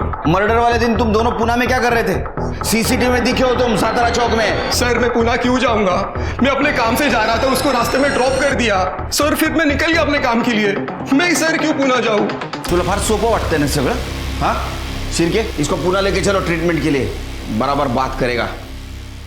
मधु की पोस्टमार्टम रिपोर्ट से पता चला कि उसके सर पर जिस हथियार से वार किया गया था उस पर इंजन ऑयल के ट्रेसेस थे और मधु का पति संतोष गैराज चलाता था। संतोष इस केस में बहुत बड़ा सस्पेक्ट था, पर पुलिस को बाद में मधु के अफेयर के बारे में पता चला।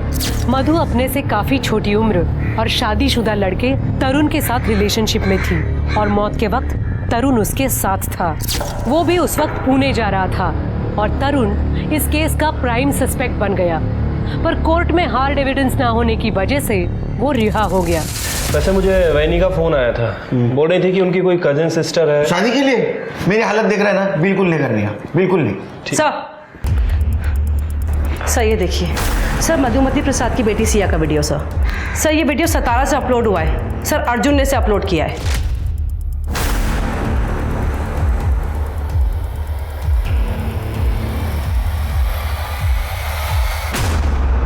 पापा मैंने कुछ नहीं किया। पापा मेरी बात करो, सच्ची बोल रहा हूं पापा। ये सब करते शर्म नहीं आई तुझे? मैंने कुछ नहीं किया। बात करो सर, इसी ने मेरी माँ को मारा है।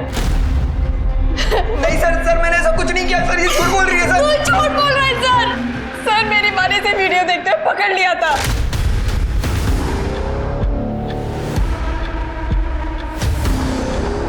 अर्जुन क्या है?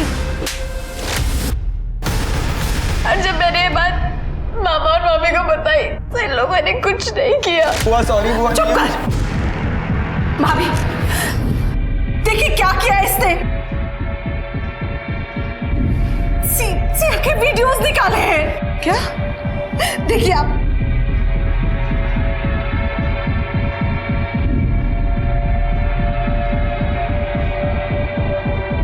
दीदी लीजिए, डिलीट कर दी। अभी इसने सिया के नहाती। क्या हो रहा है? क्यों शोर मचा रखा है? भैया इसने वीडियोस निकाले सिया के बाथरूम में। दीदी मेरे अर्जुन के खिलाफ जहर क्यों उगल रही हैं? कहाँ है वीडियोस में? अभी मैंने आपको वीडियोस दिखाए। हाँ झूठ बोल रही दीदी, मैं झूठ बोल रही हूँ। सर अर्जुन मुझे धमकी देता रहता था और इसका वो दोस्त प्रवीण भी, क्योंकि इनका मेरी माँ के साथ झगड़ा हुआ था। खुशबू, ये क्या कर रही थी तुम? वो प्रवीण, दूर रहो खुशबू से, ये सिर्फ 16 साल की है। अरे तो मैं कौन सा जबरदस्ती कर रहा हूँ उसके साथ? ये भी तो अपनी मर्जी से ही कर रही है ना। बच्ची है ये, सही क्या है गलत क्या है पता नहीं है इसे। देखो दूर रहो खुशबू से, वरना मैं पुलिस के पास जाऊंगी। ओ बुआ, इतना क्या चिढ़ रही हो? तुम्हारी दोनों बेटी का दूध की धुली है। अर्जुन, और तुमको पुलिस के पास जाना है ना, तो जाओ, हम देख लेंगे। अर्जुन, तुम मर्डर वाले दिन कहाँ थे? सर मैं घर पे ही था। और प्रवीण?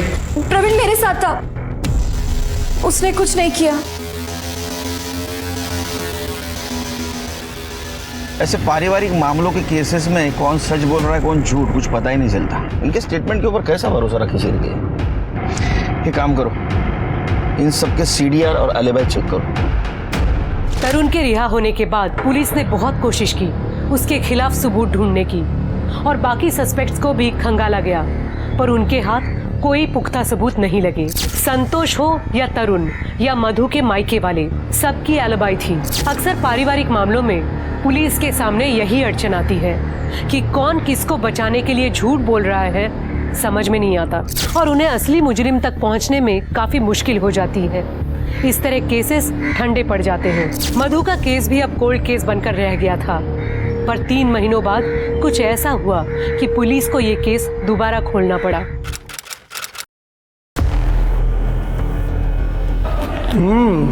खाना बहुत अच्छा बना है। थैंक यू, माँ ने सिखाया था। खुशबू,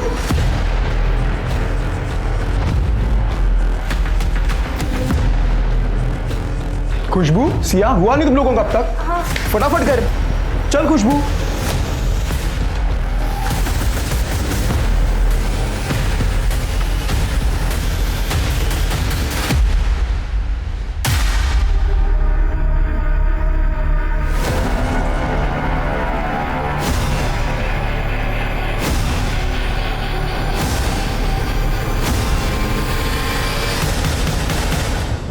सर, कल से मेरी बहन की दोनों बच्चियां मिल नहीं रही हैं।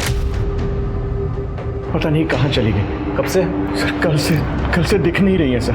तुम्हारे घर पर रहती थी ना, तुम्हें नहीं पता? नहीं सर, अर्जुन की जो रिमांड हुई थी तो सपना ने उन दोनों को घर से निकाल दिया था। बाप शराबी है, वो उन्हें लेने आया नहीं, तरुण उन्हें अपने घर ले गया।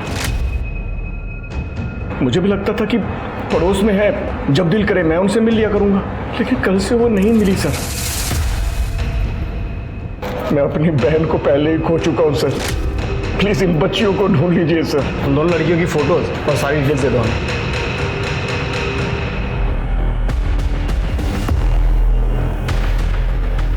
ये लड़कियां जानी पहचानी से लगती है।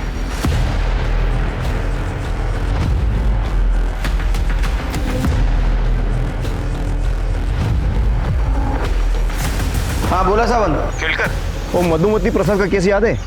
हाँ, उनकी दोनों बेटी की लाशी मिली है। क्या?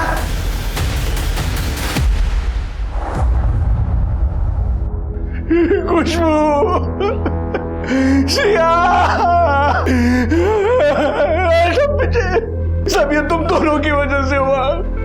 ना तुम इन्हें घर से निकालती और ना ये तरुण के पास जाते। पहले उसने मेरी बहन को मारा और दोनों बच्चियों को। सर, आपको उसके खिलाफ कोई एविडेंस नहीं मिला, इसलिए वो खुला घूमता रहा।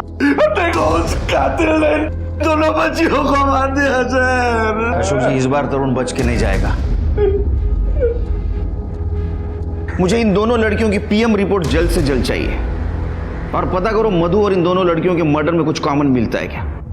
और वो प्रवीण और अर्जुन, उसके ऊपर नजर रखो। मधु के साथ पंगा था ना उसका ये लड़कियों को लेकर, तो हो सकता है माँ के मरने के बाद लड़कियां उसके खिलाफ जाना चाहती हो। तरुण का फोटो सर्कुलेट किया, सारे CCTV फुटेज कलेक्ट करो, आसपास पता करो। ये तरुण मिलना बहुत ज़रूरी है। और तरुण की वाइफ, उसको तुरंत बुलाओ।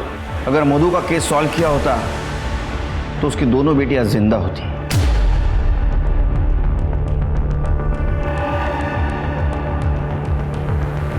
सर, तरुण कहाँ गया होगा ये तो पता नहीं, लेकिन हाँ सर, 2 दिन पहले तरुण का प्रवीण और अर्जुन के साथ बहुत बड़ा झगड़ा हुआ था। बाप नहीं है उनका, समझा? तो तुम लोग तो करना चाहोगे उसके साथ तो करने दूंगा क्या? ए, बाप बनने की कोशिश मत कर अब। सादा किया ना, समझ ले तू। चल।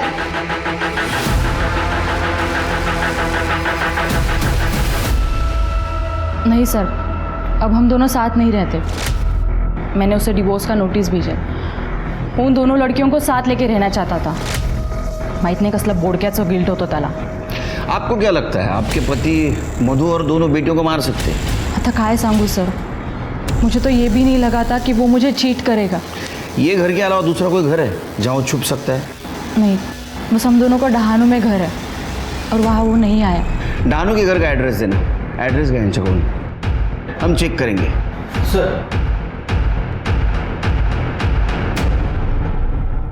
हमने कुछ नहीं किया। नहीं क्या सर, सच्ची चुप बैठ, सीधा खड़ा रहा। तुम्हारे पड़ोसियों को सपना गिरा था तुम्हारा तरुण के साथ झगड़ा हो रहा है? सर खुशबू मेरी गर्लफ्रेंड थी और तरुण ने खुशबू को मारा था, इसलिए मैं उससे झगड़ा करने गया था। वो वापस यहाँ पर आना नहीं चाहिए। तेरे को पहले भी बोला था उसको मिलना मत। इसके बाद है ना, ये सब मैं देखने नहीं वाला। वहाँ पे नहीं, यहाँ पे रहना तुझे। और सर वो सिया का बॉयफ्रेंड आसिफ, वो रोज तरुण के पीछे से सिया से मिलने आता था। बुआ ने तो उन लोग का ब्रेकअप भी कराया था और मैंने भी सिया को समझाया था कि मत मिल उससे, पर ना वो मानती थी और ना तरुण रोकता था उसे। और सर वो आसिफ ना सर, वो भी पुणे का ही है। सर वो खुशबू पे भी लाइन मारता था मुझे चिढ़ाने के लिए, क्योंकि मैंने उसे पीटा था इसलिए। सर पता नहीं तरुण और आसिफ में इतनी क्या जमती थी। हम तो बस इतना चाहते थे कि वो सतारा ना आए। ये आसिफ पूना का है ना, वो भी तो मार सकता है मधु को। उसको लेके आओ। सर मैंने पता किया तरुण के ऑफिस में, संतोष गया था वहाँ पर। सर उन दोनों में काफ़ी लड़ाई हुई थी। सर संतोष ने तरुण को बोला था कि तू मेरी बच्चियों के साथ ठीक नहीं कर रहा है। संतोष को लेके आओ। सर पहले लड़की का एमएमएस बनाते हो, बाद में उसका वीडियो वायरल करते हो और उसके बारे में चिंता दिखा रहे हो। करने समाचार क्या इनका?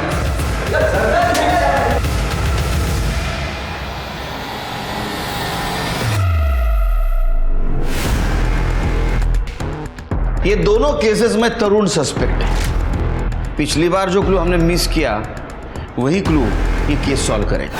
Right sir. सर सिया और खुशबू की पीएम रिपोर्ट आ गई। सर दोनों लड़कियों की रिपोर्ट के हिसाब से उन्हें 19 अप्रैल 7:30 से 9:30 के बीच में मारा गया था। बॉडी पे कहीं भी कोई स्ट्रगल के निशान नहीं है सर। हाँ, लेकिन इनके पेट में पोहे के ट्रेसेस मिला है और पोहे के साथ नींद की दवा दी गई थी। और सर ये जो खुशबू है ये 3 महीने प्रेग्नेंट थी। कहीं ऐसा तो नहीं कि ये बच्चा तरुण का था? तरुण का डीएनए सैंपल है ना हमारे पास, वो मधु के केस का। इस बच्चे के डीएनए से मैच करवा और वो प्रवीण और अर्जुन उनका भी डीएनए सैंपल कलेक्ट करो। ये तरुण को मां ने मिली तो बेटी के साथ।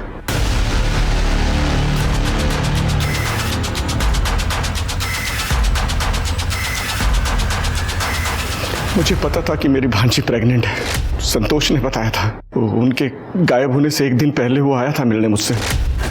खुशबू प्रेग्नेंट है, उसने खुद फोन करके मुझे बताया। कमाल है, कैसा मामा है तू? तेरे बाजू में रहते हुए ये सब कांड हो गया और तुझे पता भी नहीं चला।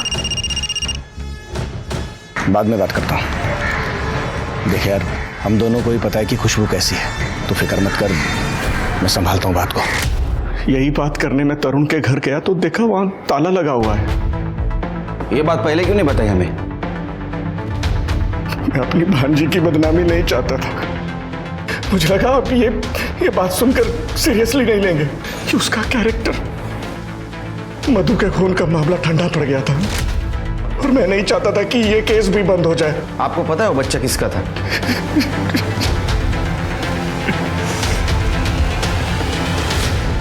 खुशबू प्रेग्नेंट थी, इससे कहीं नए मोटिव सामने आ रहे हैं। ये संतोष भी तो मार सकता है अपने बेटियों को। सर या फिर प्रवीण भी हो सकता है। सर हो सकता है कि उसको पता लग गया हो कि ये बच्चा तरुण का है। तरुण और लड़कियों का मोबाइल का कुछ पता चला? सर इन तीनों के फोन सतारा जंगल में स्विच ऑफ हुए थे, वो भी एक साथ। मुझे तो लगता है शेर के ये काम तरुण ने किया है। हेलो, ठीक है हमारा है सर। तरुण की बॉडी मिली है। क्या? तरुण का गायब होना, खुशबू और सिया की बॉडीज का इस तरह मिलना तरुण को फिर से कटघरे में लाकर खड़ा करने वाला था। पुलिस कहीं ना कहीं ये सोच रही थी कि अगर उन्होंने तब तरुण को सजा दिलवा दी होती तो आज दोनों लड़कियां जिंदा होती। पर तरुण की बॉडी मिलने के बाद मामला और उलझ गया। अब लग रहा था शायद तरुण ने मधु को नहीं मारा। अगर तरुण ने मधु को नहीं मारा तो किसने मारा? और ऐसा क्या हो गया था इन 3 महीनों में जो कातिल ने इन 3 लोगों की जान ले ली? क्या तरुण और लड़कियां मधु के कातिल तक पहुंच गए थे, इसलिए उन्हें मरना पड़ा, या बात कुछ और ही थी? कॉल आया था कि बॉडी मिली है, बहुत बदबू मार रही थी। देखा तो वो तरुण निकला। शिरके बॉडी पूरी तरह डिकम्पोज हुई है। लगता है उन लड़कियों के साथ साथ इसको भी मारा है। बॉडी के पास कुछ मिला? हाँ, इसका पर्स और कुछ सामान मिला, बाकी कुछ नहीं। ये लड़कियों की बॉडी हमें कोल्हापुर में मिली थी और ये रत्नागिरी रास्ते पर। शिरके तीनों बॉडी ले जाने के लिए किसी गाड़ी का इस्तेमाल हुआ होगा। ट्रैफिक वालों से बात करो, कुछ ना कुछ जरूर मिलेगा। सर संतोष को उठा लिया है। अपने खुद के बेटियों को अपने बीवी के मर्डर में जो सस्पेक्ट है उसके पास रखने में शर्म नहीं आई तेरे को? कैसा बाप है तू? साहब मेरे पास क्या चाह रहा था, सब कुछ दारू में बिक गया। गैरेज में रहता हूँ, फिर बच्चियां वहाँ खुश भी तो थी। और तेरे को देखे नहीं गया हो इसलिए मार दिया उनको? नहीं साहब, मैंने अपनी बच्ची को नहीं मारा। खुशबू तो मेरे साथ रहना चाहती थी, वो परवीन को चाहती थी। 19 तारीख को मैं पूना में था साहब। इसका सीडीआर चेक करो, यही रहने दो इसको। सर इसके पास सबसे बड़ा मोटिव है तरुण को मारने का। आसिफ का कुछ पता चला? सर उसे उठाने के लिए गए हैं।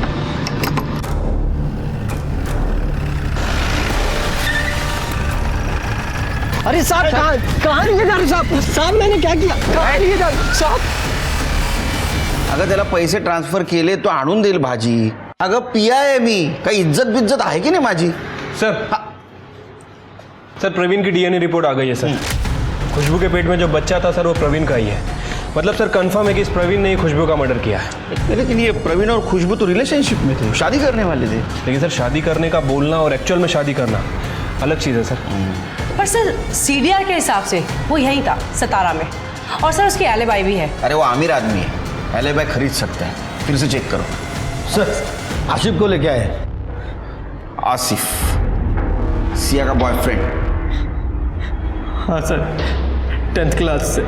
लेकिन उसकी माँ मधु को तू पसंद नहीं? सर उनकी गलती नहीं थी, कम्युनिटी अलग और पढ़ाई के बीच वो नहीं चाहती थी कि सिया भटके, इसलिए मधु ने तुझे पिटवाया। और वो तरुण रोक टोक करता था ना, तो तेरे को गुस्सा आया, तूने मधु को मार दिया। सर मैंने मधु आंटी को नहीं मारा सर। चल ठीक है, तूने नहीं मारा, हाँ तरुण ने मारा। तो गुस्से में कि तूने तरुण और 2 लड़कियों को मार दिया। सर मेरा यकीन कीजिए, मैंने किसी को नहीं मारा। और जहाँ तक मैं तरुण को जानता हूँ वो किसी को नहीं मार सकता। क्यों? सर क्योंकि वो सिया और खुशबू का बहुत अच्छे से ख्याल रखता था, और अगर कुछ गलत होता तो सिया मुझे जरूर बताती। सर मैं सिया को क्यों मारता? मैं तो उससे प्यार करता था। इनफैक्ट 18 तारीख की रात को सिया ने मुझे कॉल भी किया था। उसने बताया कि उसके मामा शायद उन्हें कोल्हापुर भेजने की बात कर रहे हैं, उनकी नानी के घर। खुशबू के अबॉर्शन के लिए। सर मैं सुबह देर से उठता हूँ, तो उठकर जब मैंने सिया को कॉल किया तो उसका फ़ोन बंद जा रहा था। सर मेरा यकीन कीजिए, मैंने किसी को नहीं मारा, अम्मी कसम सर। अशोक को ये बात पता थी, उसने हमसे छुपाई। वो हर बात छुपाता है हमसे। उसका सीडीआर चेक किया? यस सर, फोन घर पे ही था। उसके पास गाड़ी है ना व्हाइट कलर की तवेरा? हाँ सर। फॉरेंसिक बोलो चेक करने के लिए, कुछ ना कुछ जरूर मिलेगा।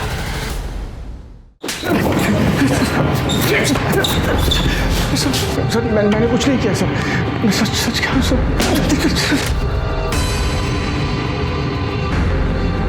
जब पोहा में दवा मिलाता है नींद की, लड़कियों को खिलाता है, उनका मर्डर करता है और बोलता मैंने कुछ नहीं किया। ये क्या है? हाँ ये क्या है? ये पोहा मिला है तेरे गाड़ी से। हाँ देख, तेरी गाड़ी कोल्हापुर और रत्नागिरी के टोल नाका पे मिली हमें, सीसीटीवी में देखा है हमने। सच सच बता, तरुण खुशबू और सिया को क्यों मारा? जो ऐसा नहीं बताएगा घेर तो रापटा। तुम्हारी मत सर, मैं बताता हूँ सर, मैं बताता हूँ। मधु के मरने के बाद मैं थक गया था सर। खुशबू की हर जगह बदनामी हो रही थी।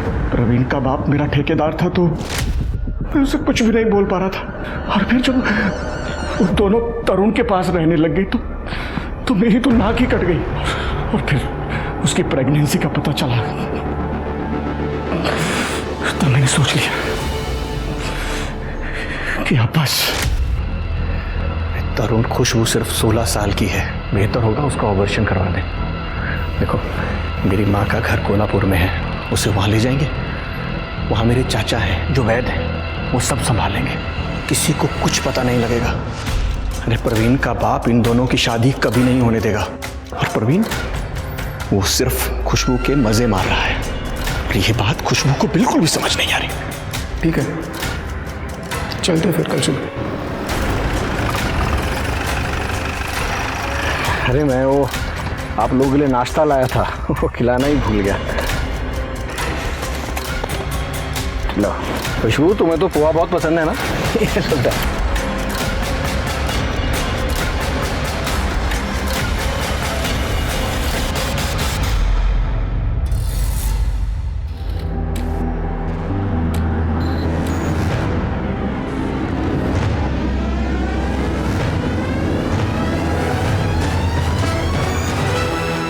सर, उनको मारने के अलावा मेरे पास और कोई रास्ता नहीं था।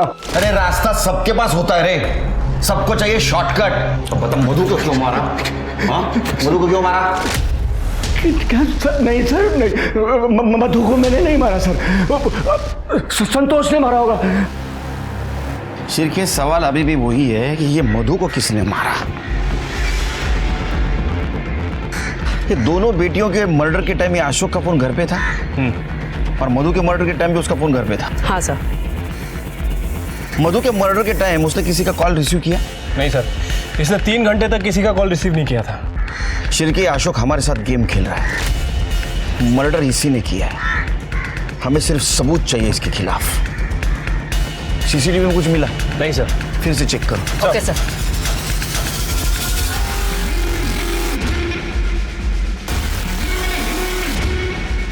ये व्हाइट कलर की तवेरा है ना उसके पास? सर कॉमन कार है, और सर उसकी कार की नंबर प्लेट ये किसी से मैच नहीं हो रही। सर 1 मिनट सर, ये देखिए फास्ट टैग। गाड़ी की नंबर प्लेट कोई भी चेंज कर सकता है, फास्टैग का कोड नहीं। इन सारी गाड़ियों के फास्टैग की डिटेल्स निकालो।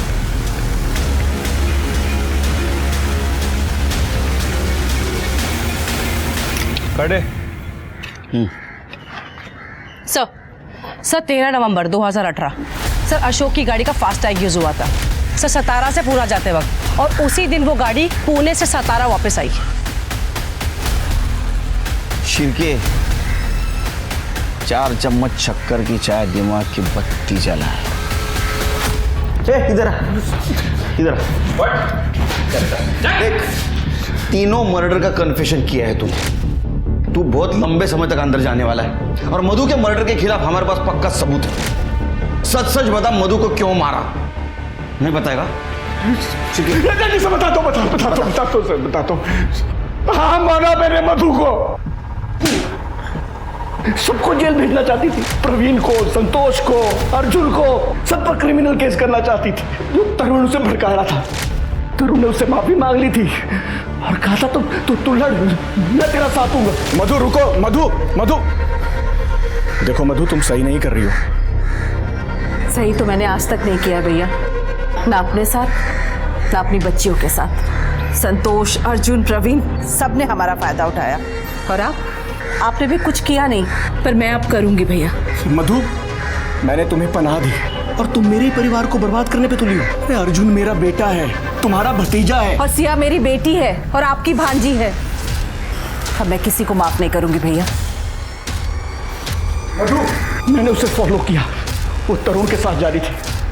तरुण ने उसे गाड़ी से उतारा, वो बस स्टॉप की तरफ जा रही थी, और मैंने जाके उसे। चल ना, हो गई मुझसे गलती, अब जो तू बोलेगी वही करूंगा। और फिर मैं उसे सुनसान सड़क पे ले गया। मैंने गाड़ी के खराब होने का बहाना किया और उसे कहा तू झाड़ी में से एक पत्थर लेके आ। पत्थर लेने गई और